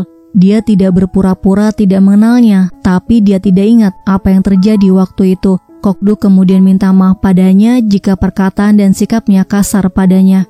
Hancul tidak bisa menerima alasan hilang ingatan yang dia alami. Kemudian dia mengajak Gejol pergi. 가자 좀. Tiba di rumah, Gejol menghubungi Kokdu untuk minta maaf. Kokdu sudah menduga hal ini akan terjadi. Dia minta Gejol untuk menenangkan adiknya. 동생이나 잘 달래. 내가 내일 다시 전화할게요. Selanjutnya, Gejol memberitahu bahwa dia memperkenalkan Jinu bukan untuk minta restu padanya, tapi sebagai keluarga, dia ingin Hancul mengetahui hubungan mereka. Jinu mengalami amnesia, dan dia adalah pasiennya yang harus dirawat. Dia bukan pelaku kejahatan, dan jika ingin menangkapnya, Hancul harus membawa bukti. Keesokan harinya, Hancul minta bantuan Gejol untuk merawat Sang Jin. Karena dia tidak ingin ada orang yang tahu bahwa ada saksi pembunuhan geng beruang, Hancul minta Gejol untuk tidak memberitahu siapapun mengenai Sang Jin. Di rumah Kokdu, Oksin melaporkan sudah memeriksa semua orang yang ada di dalam daftar. Ternyata semua orang yang ada di daftar sudah tewas. Namseri adalah satu-satunya orang yang tidak bisa dia temukan. Nama dan nomor KTP-nya salah. Dia sudah minta pegawainya untuk terus mencari informasi mengenai Namseri. Kokdu akan mengajukan gugatan pemalsuan rekam medis pada Pilsong. Ketika mengajukan gugatan, dia akan berperan sebagai Jinu, putra dari Misun yang ada di dalam daftar itu. Kokdu datang ke kantor kejaksaan. Dia bicara pada reporter bahwa dia mengajukan gugatan pada Pilsu. Dia mengaku ketika menjadi direktur eksekutif di Pilsong, dia menerima daftar pasien yang rekam medisnya diubah dari Chungsong. Dia juga memberitahu reporter beberapa bulan yang lalu dia mengalami kecelakaan dan hilang ingatan. Karena itu dia lupa dengan daftar yang diberikan oleh Chungsong. Dia ingat daftar itu ketika mendengar kematian Chungsong. Oleh sebab itu dia melaporkan Pilsu sekarang. Dia juga mengatakan bahwa Misun yang ada di dalam daftar itu adalah ibu kandungnya. 제 친어머니입니다. Dia ingin tahu kenapa Pilsong berbohong mengenai rekam medis ibunya dan apa penyebab kematian ibunya yang sebenarnya. Sementara itu di rumah sakit Sang Jin sadar. Beberapa hari kemudian polisi mengundang Jinu untuk hadir sebagai saksi pemalsuan rekam medis Pilsong. Gejol dan Hancul membawa Sang Jin untuk melihat pelaku pembunuhan geng beruang. Mereka masuk ke ruangan di mana mereka bisa melihat pelaku, tapi pelaku tidak bisa melihat mereka. Gejol sangat terkejut ketika dia melihat Kokdu ada di dalam ruangan itu. Hancul minta Sang Jin untuk melihat apakah pelaku pembunuhan geng beruang adalah orang yang ada di hadapannya. Sang Jin menunjuk ke arah Kokdu. Gejol menghentikannya kemudian mengatakan Hancul memaksa Sang Jin untuk bersaksi dan menekannya untuk menjawab pertanyaannya padahal Sang Jin baru saja sadar dari koma. Jika Hancul memaksa, semua kesaksiannya bisa dibatalkan karena dia bersaksi dalam kondisi tidak sehat. Selain itu, Jinwoo datang sebagai orang yang mengajukan gugatan, bukan sebagai pelaku kejahatan. Itu artinya Hancul melakukan prosedur penyelidikan ilegal yang bisa menyebabkan dia dipecat. Hancul sangat ingin menangkap pelakunya, tapi dia tidak memiliki bukti. Dia melihat pelakunya menghilang tanpa jejak dan bisa berteleportasi, entah karena dia punya kekuatan super atau perusahaan besar mengembangkan teknologi militer secara diam-diam. Hancul kemudian menunjukkan video ketika Kokdu berteleportasi. 봤지? 순간이동하는 거. Menurut Gejol, CCTV-nya rusak. Hancul melarang Gejol untuk menemui Jinwoo. Hancul takut terjadi sesuatu dengan kakaknya. Di dalam bis, Kokdu menghubungi Gejol. Dia bertanya apa yang sedang Gejol lakukan. Gejol mengaku sedang membaca buku. Kokdu mengatakan dia berbohong karena dia hanya memegang bukunya dan tidak membacanya. Ternyata Kokdu ada di bangku belakang. 뭐야, 진짜 청소년이랑 생겼어. Kokdu mengikutinya dari kantor polisi hingga naik bis. Tiba di rumah, Gejol melihat berita di televisi mengenai pembunuhan geng beruang hitam. Gejol teringat mendengar nama geng beruang hitam di mobil bersama Kokdu. Setelah menabrak Jungsong, Kokdu menghilang. Gejol mulai terpengaruh perkataan Hancul. Dia menghilang tanpa jejak seolah-olah berteleportasi. Keesokan paginya, Kokdu memberitahu polisi menyuruhnya datang ke kantor polisi untuk mengambil mobil emas Oksin. Gejol minta Kokdu untuk menyuruh orang lain yang mengambilnya. Dia pikir ini adalah rencana Hancul untuk menangkap Jinwoo. Kokdu memberitahu polisi menyuruhnya untuk mengambil sendiri, jadi dia harus datang. Gejol menemaninya. Mereka melihat polisi sedang melakukan konferensi pers pembunuhan berantai yang korbannya membeku. Gejol mengajak Kokdu pergi, tapi mereka berhenti ketika mendengar pelakunya bernama Kim Pyong-san. Setelah membunuh geng beruang hitam, Kokdu menghipnotis Sang Jin. Jadi dia melihat pelakunya adalah Kim Pyong-san, bukan Kokdu. Polisi menyerahkan kunci mobil dan mengatakan pemiliknya harus mengambil sendiri karena mobil ini adalah barang bukti kejahatan. Di depan rumah, Kokdu bertanya pendapat Gejol mengenai kasus pembunuhan yang korbannya membeku. Pelakunya membunuh Gwangmo dan Bongpil yang merupakan penjahat. Gejol tidak percaya ada pembunuhan baik dan buruk. Pembunuhan adalah perbuatan yang mengerikan dan tidak bisa dimaafkan. Hanya itu kebenaran yang dia yakini. Kokdu merasa sangat sedih mendengarnya. Dia masuk ke dalam. Pada malam harinya, Gaksin mengatakan Gejol bisa salah paham karena dia manusia. Menurut Kokdu, itu bukan kesalahpahaman. Dia dewa dan tugasnya menegakkan keadilan. Tapi dari sudut pandang Gejol, dia seorang pembunuh. Sebelumnya dia tidak pernah peduli dengan sudut pandang orang lain tentang dirinya. Tapi saat ini dia takut Gejol kecewa padanya kemudian pergi darinya. Di kantor Pilsu, Yiden marah karena dia ditunjuk untuk mempromosikan obat baru Pilsong yaitu Aksis tanpa sepengetahuannya. Pilsu mengatakan tulang rawannya yang sakit kembali normal berkat obat itu. Dan sekarang dia menjadi pemain golf yang sukses, jadi wajar jika dia mempromosikannya. Keluar dari ruangan Pilsu, Yiden ingin menghubungi Gejol. Jungsik menghampirinya. Dia pura-pura meminjam ponselnya sambil menunjukkan ponselnya yang rusak. Diam-diam Jungsik memasang penyadap di ponsel Yiden.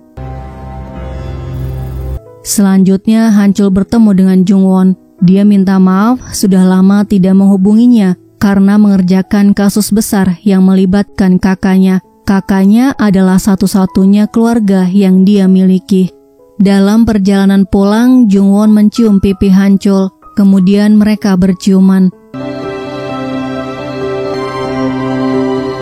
Keesokan harinya, Hancul minta maaf pada Kokdu karena telah menuduhnya tanpa bukti. Kemudian mengajaknya untuk makan malam bersama di restoran jam 7 malam.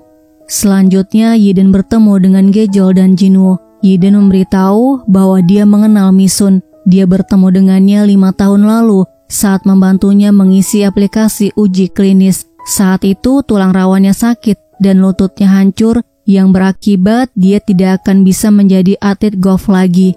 Dia mendengar Pilso mengembangkan obat baru yang bisa meregenerasi tulang rawan bernama Aksis. Jadi dia mencobanya dan mendaftar untuk uji klinis. Yiden diam saja walaupun sudah mengetahui daftar itu karena takut untuk mengungkap kebenaran bahwa dia ikut berpartisipasi dalam uji klinis. Citranya akan rusak jika dunia tahu dia menggunakan obat Aksis. Yiden mengatakan Pilso tahu bahwa dia menggunakan obat Aksis. Dia terus mengancam akan membocorkan ke publik jika dia tidak mau mempromosikan obat Aksis. Alasan Yiden datang menemui Kokdu untuk minta bantuannya karena dia adalah ahli waris grup Bulha, salah satu saingan Pilsong. Namun Kokdu menolak untuk membantunya. Di depan kafe, Kokdu memberitahu saat ini yang terbaik untuk Yiden adalah tetap di Pilsong. Jika dia bekerja sama dengan Bulha, Pilsu tidak akan membiarkannya hidup. Setelah mereka menangkap dan menjatuhkan Pilsu, Yiden boleh bekerja pada Bulha. Kokdu kemudian mengajak Gejol untuk pergi bersama menemui Hancul di restoran. Namun Gejol menolaknya karena masih ada yang harus dia lakukan. Jadi dia akan menemuinya di sana. 아니 같이 가자니까 왜 말을 Selanjutnya Jungsik dan Pilsu mendengar percakapan Yiden dan Jinwoo yang menolak untuk bekerja sama. Pilsu menyuruh Jungsik untuk menyulik Gejol agar dia bisa mengendalikan Jinwoo.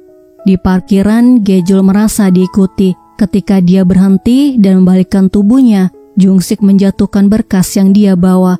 Gejol minta maaf dan membantunya membereskan barang-barangnya. Dia melihat ID pegawainya dokter penyakit dalam, namanya Taehyang. Saat Gejol lengah, Jungsik memasukkan obat ke dalam kopi Gejol. Setelah itu dia bertemu dengan Hancul untuk menandatangani dokumen selama merawat Sang Jin.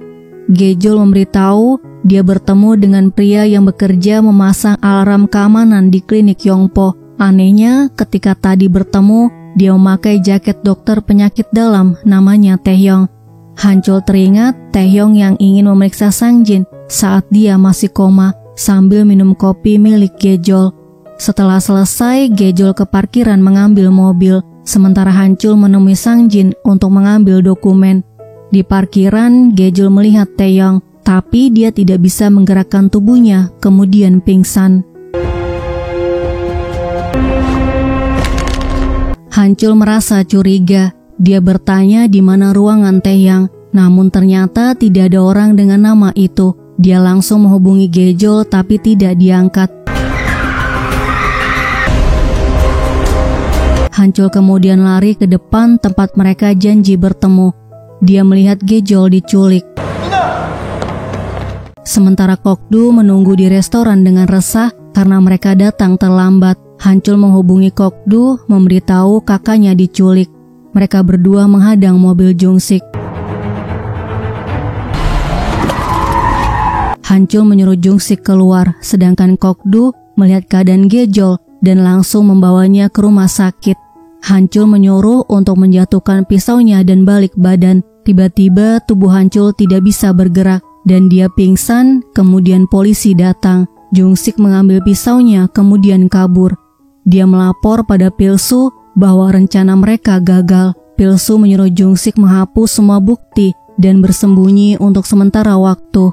Di rumah sakit, Kokdu membangunkan Hancul yang sudah lama tertidur karena obat. Dia pikir Hancul mati. Hancul mengatakan dia tidak akan mati. Jika dia mati, kakaknya tidak akan bisa melanjutkan hidupnya. Di luar ruangan, Kokdu melihat Gejol menangis karena takut kehilangan adiknya.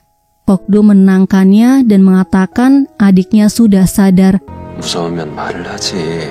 나쁜 말을 하면 평생 깼어.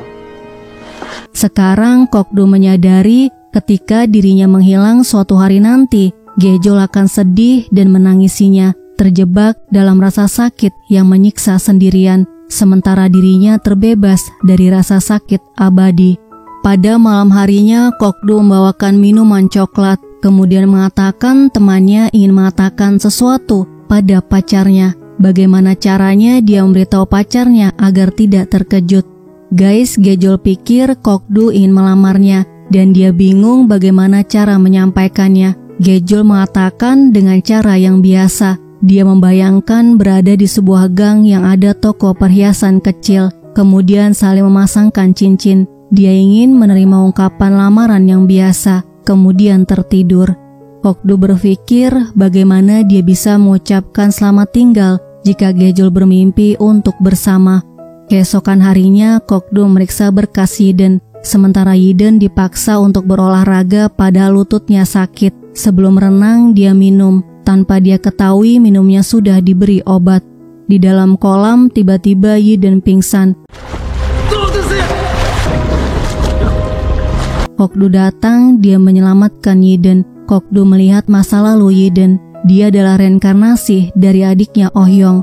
Oh Hyung membantu Kokdu memilih cincin yang akan dia berikan kepada Solhi. Dia memilih cincin bunga laurel rawa yang mekar di dunia dan di akhirat. Jadi mereka bisa berjanji saling mencintai selamanya di dunia dan di akhirat.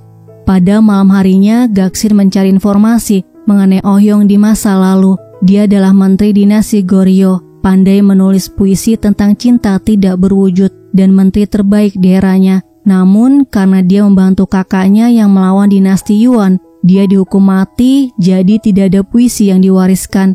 Kokdu merasa sangat bersalah setelah mengetahuinya, dan merasa khawatir di kehidupan ini, dia akan membahayakan hidup Yiden. Oksin mengatakan waktunya tinggal 20 hari lagi. Setelah itu dia menghilang, jadi tidak perlu khawatir pada Yiden. Gejol yang berdiri di depan pintu terkejut mendengar Kokdu akan menghilang. Kokdu hanya bisa diam, sementara Oksin mengatakan Kokdu akan belajar di luar negeri. Keesokan paginya, Kokdu mengajak Gejol untuk jalan menyusuri gang. Mereka datang ke sebuah toko perhiasan kecil, sama seperti yang Gejol inginkan. Gejol bertanya apakah dia ingin melamar, menikah dan melakukan semuanya dalam waktu 20 hari. Kokdu mengatakan dia ingin melamar, menikah, dan melihat Gejol di usia 40 dan 60 tahun. Namun ada syaratnya, jika dia menjadi monster yang mengerikan, dia minta Gejol jangan meninggalkannya. Kokdu kemudian memasang cincin di jari Gejol. Di rumah, Kokdu memberitahu dia tidak akan kembali ke neraka. Oksin memberitahu jika dia tidak kembali, dia akan mati. Gaksin mengatakan dia bisa menua 1000 tahun dan menderita setiap hari. Kokdu tetap pada pendiriannya, dia akan mencoba untuk tidak kembali ke neraka. Di kantor Pilsu, Jungsik melaporkan Jinwoo menculik Yiden. Jika mereka tahu Yiden adalah 6 seri yang ada di daftar itu, semuanya akan berakhir. Obat aksis Pilsong Bayo tidak akan bisa dipasarkan. Pilso menyuruh Jungsik untuk menculik Hanchul. Selanjutnya, Gejol melihat televisi. Sementara Kokdu membuat bibimbap, ada pesan masuk di ponsel Kokdu. Gejol terkejut ketika melihat isi pesannya. Kokdu melihat foto Hanchul yang terikat. 어디 가요? 천을 찾아올게. 기다려. Gejol melihat GPS posisi Hanchul berada. Dia juga minta Kokdu untuk mengajaknya menyelamatkan Hanchul. Sepanjang perjalanan, Gejol terus berdoa dan menangis. Tiba di sana, mereka masuk ke sebuah gedung. Gejol menghubungi ponsel Hanchul. Ponselnya berada di dalam sebuah kulkas. Hanchul melihat mereka berdiri di depan kulkas dari ruangan yang lain. Ketika kulkas dibuka, bom meledak. Kokdu menyelamatkan Gejol. Gejol bingung dengan apa yang baru saja terjadi. Dia melihat wajah Kokdu yang terluka. Kokdu memperlihatkan lukanya bisa sembuh sendiri. Hanchul tidak menemukan jasad kakaknya. Tidak lama kemudian polisi datang. Gejol bertanya siapa dia. Kokdu mengatakan dia adalah dewa kematian yang ditakuti dan ingin dihindari semua orang. Gejol sadar dari awal Kokdu sudah memberitahu bahwa dia bukan manusia dan bukan Jinwoo.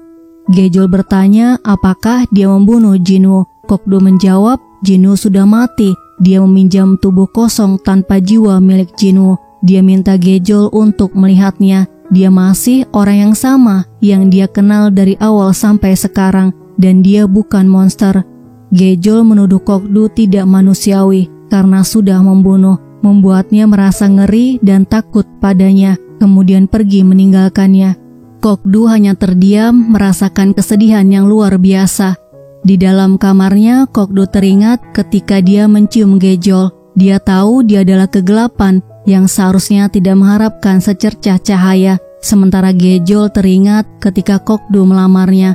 Keesokan paginya, Gejol datang ke gereja. Kokdu mengikutinya. Gejol memberikan pengakuan. Kokdu mendengar keluhan Gejol yang merasa tidak beruntung karena ditinggal ibunya dan tidak memiliki ayah. Gejol sadar di hadapannya adalah Kokdu. Dia mengembalikan cincinnya kemudian pergi. Kokdu mengejarnya, dia mengatakan sangat menderita tanpanya. Dia ingin mereka bersama lagi. Gejol menolaknya karena dia akan menjadi tua dan keriput sendirian, lalu ditinggalkan olehnya. Kokdu mengatakan dia tidak akan berubah, dia akan mencintainya saat muda dan tua. Gejol ingin Kokdu menjadi manusia. Kokdu mengatakan dia tidak tahu caranya menjadi manusia, tapi dia akan mencobanya. Dia minta Gejol untuk memberinya waktu dan tetap menyimpan cincinnya. 방법을 찾으면 그때 연락해요.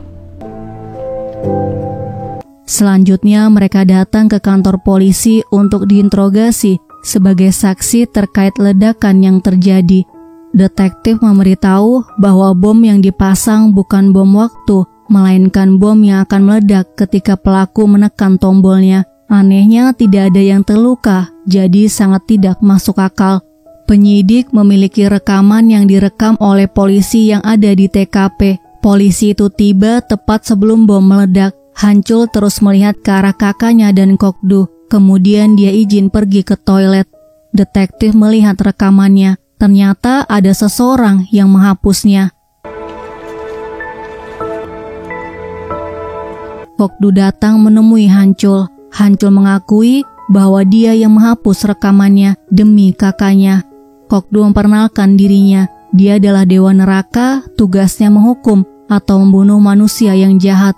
Hancul terkejut, ternyata Kokdu bukan manusia. Dia tidak percaya kakaknya mengencani malaikat kematian. Mereka kemudian sepakat untuk menangkap Pilsu dan Jungsik bersama-sama.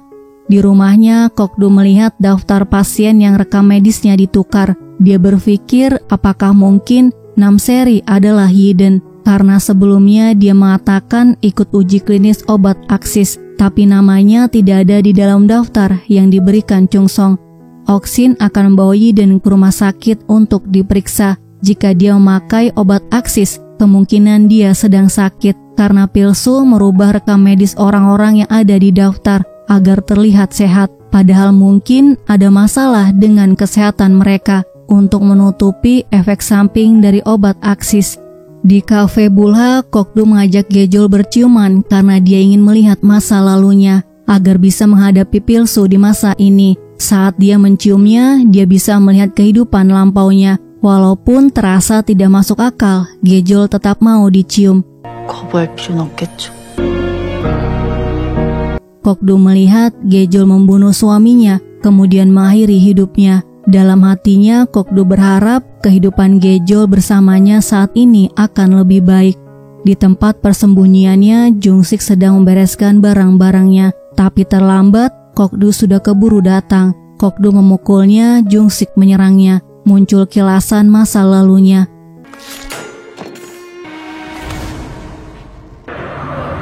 Kokdu bertanya apakah Namseri adalah Yiden. Setelah Jungsik menjawab iya, Kokdu pergi. Kemudian Hancul datang menangkapnya. 너 진짜 이름이 뭐냐? Di rumah, Oksin memberitahu Yiden mengidap kanker tiroid stadium 1 dan memintanya untuk tidak khawatir karena penyakitnya bisa disembuhkan. Sementara itu di kantor polisi, Gejol diminta untuk menjadi saksi. Dia melihat Jungsik dari kaca, kemudian membenarkan bahwa pria itu adalah orang yang menyerangnya. Tiba-tiba muncul kenangan masa lalunya. Dia merasa pusing. Kemudian Gejol melihat cincinnya rusak. Di rumah Kokdu, lukanya tidak sembuh, membuat Oksin dan Gaksin bingung. Selama 1000 tahun, ini pertama kalinya mereka melihatnya. Mungkin dewa mau menunjukkan jika Kokdu tetap di dunia, dia akan merasakan sakit dan luka seperti yang sedang dia alami sekarang. Adegan selanjutnya diperlihatkan Gejol datang ke toko perhiasan untuk memperbaiki cincinnya. Nenek mengatakan cincinnya tidak bisa diperbaiki. Ketika Gejol ingin mengambil cincinnya, dia melihat tusuk rambutnya. Gejol mengambilnya, dia teringat kenangan masa lalunya saat membeli tusuk rambutnya, mengembalikan cincin bunga Raule Rawa pada Oh-hyun. Melihat Oh-hyun meninggal di hadapannya, membunuh suaminya dan mengakhiri hidupnya sendiri. Setelah itu, Gejol duduk di taman menunggu Kokdu datang. Dia menangis karena merasa bersalah telah melupakannya dan membuatnya tidak bahagia karena dirinya dia menjadi Kokdu atau dewa kematian. Saat Kokdu datang, Gejol langsung memeluknya. Dalam hatinya, Gejol mengatakan dia sangat merindukannya. Gejol bertanya kenapa Kokdu tidak ingat nama dan wajah Solhi. Kokdu mengatakan ketika di neraka, dia merasakan sakit yang terus membara. Semua emosi dan keinginannya terbakar. Ingatannya memudar di bawah badai salju. Gejol kemudian bertanya jika Solhi muncul di hadapannya dan mengenalinya, apakah dia akan bahagia? Kokdu menjawab tidak, karena dia tahu Solhi tidak akan bahagia jika dirinya tidak ada, dan dia memiliki kewajiban untuk membahagiakannya. Dia tidak bisa dan tidak mau lari dari kewajiban itu. Mengetahui hal ini, Gejol memutuskan untuk tidak mengatakan bahwa dia adalah Solhi, kemudian menangis karena mengetahui betapa besar cinta Kokdu untuknya. Selanjutnya, Kokdu memberitahu ada pria yang melukai Jungsik di penjara, jadi dia tidak akan bisa menjadi saksi yang memberatkan Pilsu karena kondisinya kritis. Beberapa hari kemudian, Yeden memberitahu dia ingin bersaksi di persidangan sebagai Namseri. Dia akan memberikan keterangan bahwa dia sakit kanker akibat efek samping penggunaan obat Aksis Pilsong. Hanya dia yang masih hidup yang ikut uji klinis yang ada di dalam daftar itu. Yeden ingin menghentikan proses perizinan obat itu agar tidak bisa dipasarkan. Pada malam harinya saat bersama Gejol, Kokdu merasakan sakit di dadanya lagi. Gejol bertanya kenapa lukanya tidak sembuh, padahal dia dewa dan abadi. Kokdu mengatakan mungkin sekarang dia sudah menjadi manusia, terluka dan sekarat seperti manusia. Gejol teringat ketika Oh-hyun terkena panah di dadanya. Gejol 왜 그래? Kemudian keluar dari kamar itu. Dia sangat khawatir masa lalunya akan terulang. Sementara itu, Kokdu merapikan kapas di tempat tidur. Kemudian membuka laci dan menemukan tusuk rambutnya. Keesokan harinya, Kokdu datang ke toko perhiasan dan bertemu dengan nenek. Kokdu memperlihatkan tusuk rambutnya. Nenek mengatakan tusuk rambutnya akan terus ternodai dengan darah pemiliknya, yaitu Solhi, karena dosa besar yang dilakukan Oh-hyun. Oh-hyun membuat Solhi membunuh suaminya, kemudian mengakhiri hidupnya, berakhir dengan rakyat berperang dan negara hancur. Orang-orang meninggal dan menangis karena peperangan. Kokdu harus bertanggung jawab atas semua darah dan air mata itu. Kokdu mengatakan garis kehidupan ada di telapak tangannya. Berarti takdirnya juga dia yang menentukan. Dia akan memastikan tusuk rambut ini tidak akan pernah terkena darah pemiliknya lagi. Keesokan harinya, Kokdu dan Yeden datang ke pengadilan. Di depan lift, Kokdu melihat pajangan akan jatuh. Dia menyelamatkan bocil yang berada di bawahnya. Namun sialnya, seorang pria menyerang Yeden dan Kokdu tidak bisa menyelamatkannya. Setelah itu, media memberitakan penyerangan terhadap Yeden dan aksi heroik yang dilakukan Jinwoo. Tapi sayangnya, kejadian itu malah dikaitkan dengan pembunuhan yang korbannya membeku. Media dibayar oleh Pilsu agar memberitakan Jinwoo memiliki kekuatan super dan tidak bisa terluka. Monster yang melakukan pembunuhan hingga korbannya membeku. Di rumah sakit, Yeden dalam keadaan kritis. Di rumah, Gaksin membantu mengobati lukanya. Kemudian dia minta pada Kokdu untuk kembali.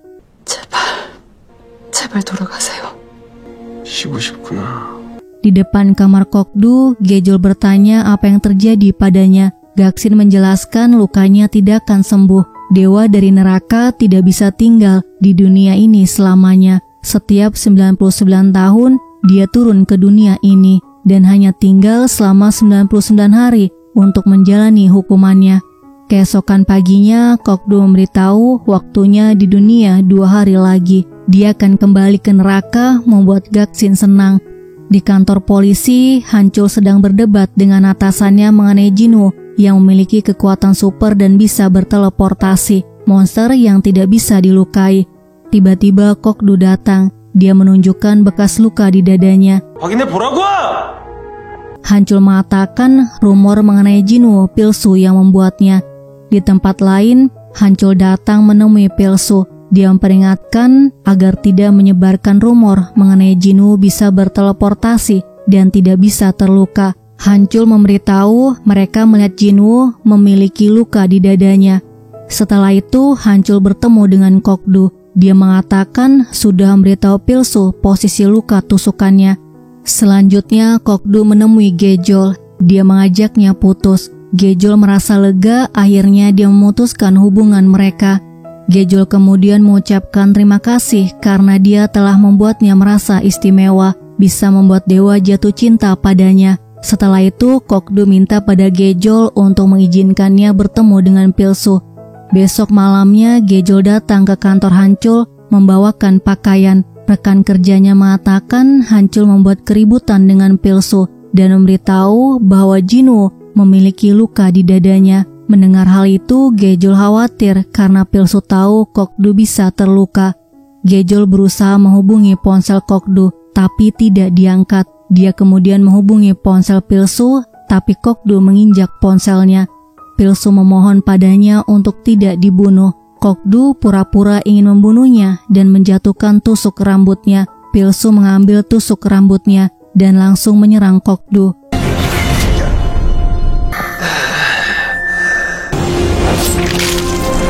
Kokdu menepati janjinya bahwa tusuk rambutnya tidak akan pernah terkena darah pemiliknya lagi. Sementara Pilsu tertawa karena dia bisa membunuh dewa.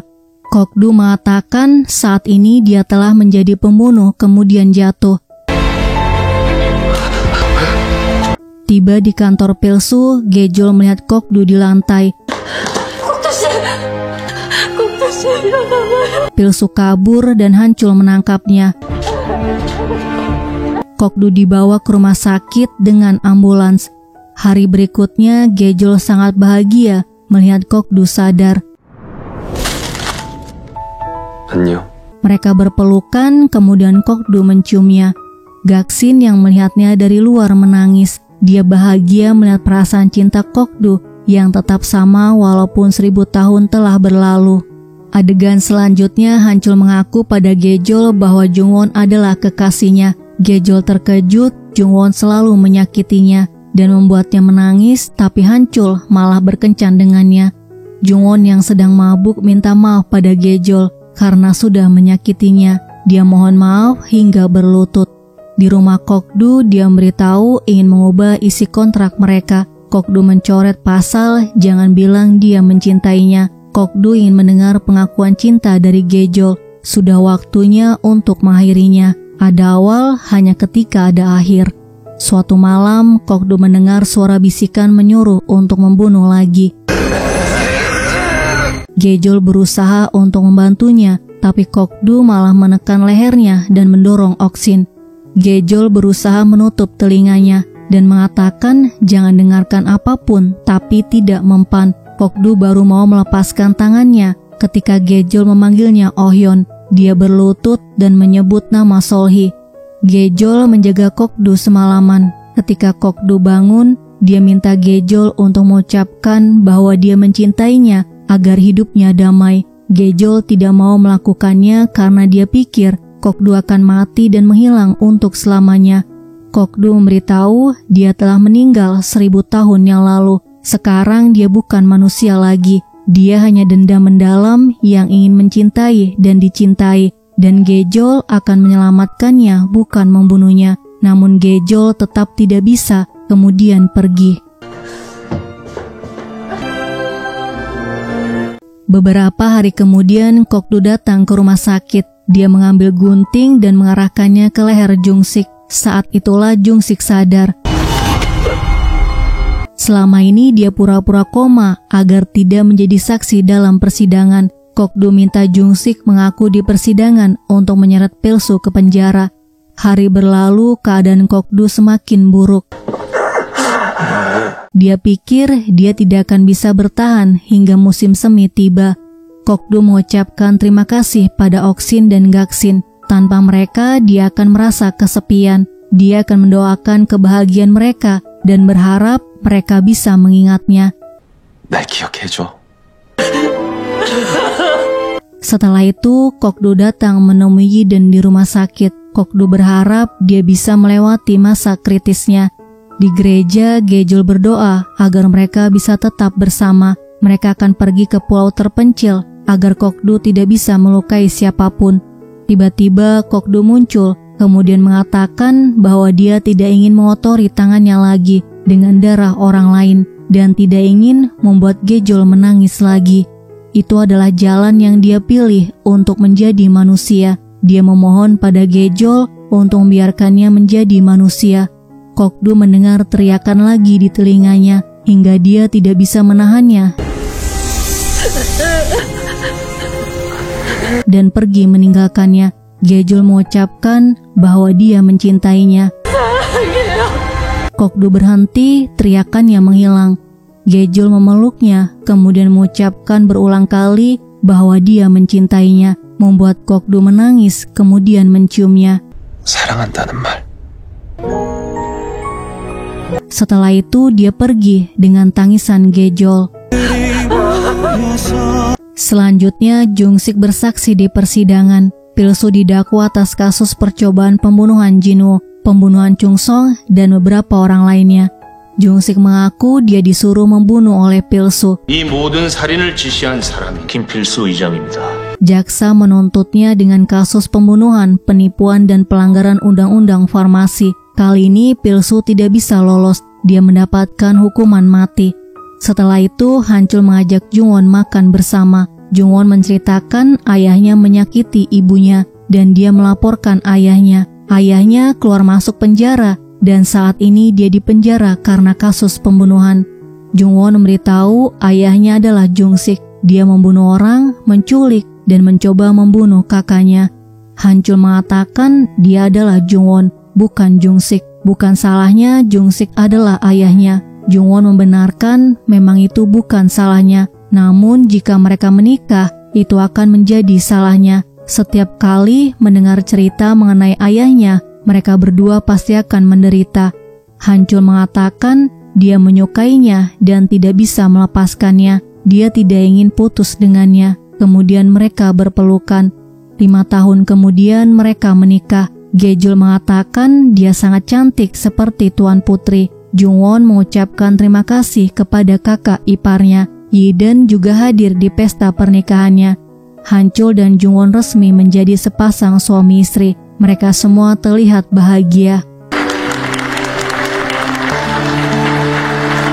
Keesokan harinya Gejol datang ke gereja. Dia mengatakan sangat merindukannya dan belum bisa berhenti menangis. Tiba-tiba lilinnya mati dan pintu gereja terbuka. Terlihat bayangan Kok-do.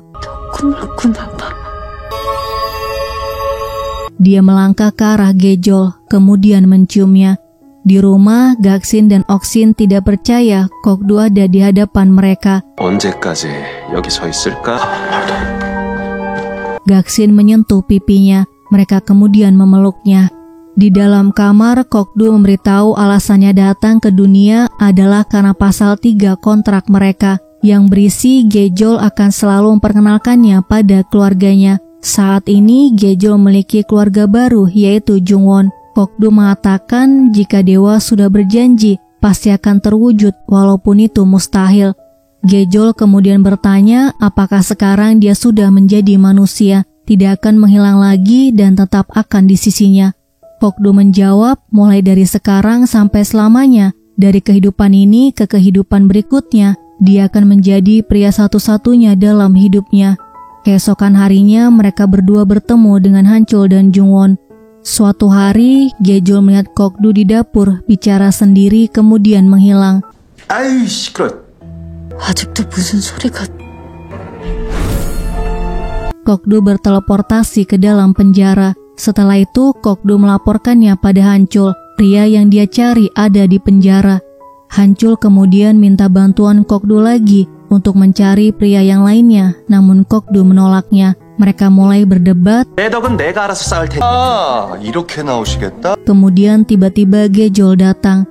난 바빠서 이만. 상부상조. Setelah Hancul pergi, Gejol bertanya kenapa dia tidak memberitahu bahwa dia masih menjadi dewa. Kokdu menjawab dia tidak ingin mengecewakannya karena Gejol menginginkan dia menjadi manusia. Guys, kali ini Gejol lebih senang memiliki kekasih dewa karena tidak banyak wanita di dunia yang bisa mengencani dewa. Gejol kemudian mengajak Kokdu pergi. 가요. Kokdu berteleportasi ke suatu tempat. Gejol bertanya kapan dia akan kembali ke neraka. Dia tahu dewa neraka tidak bisa tinggal di dunia selamanya. Kokdu menjawab saat Gejol kembali ke akhirat, dia akan membantunya di akhirat. Kemudian ketika dia bereinkarnasi, dia akan menemuinya di dunia. 차차 나아지겠지.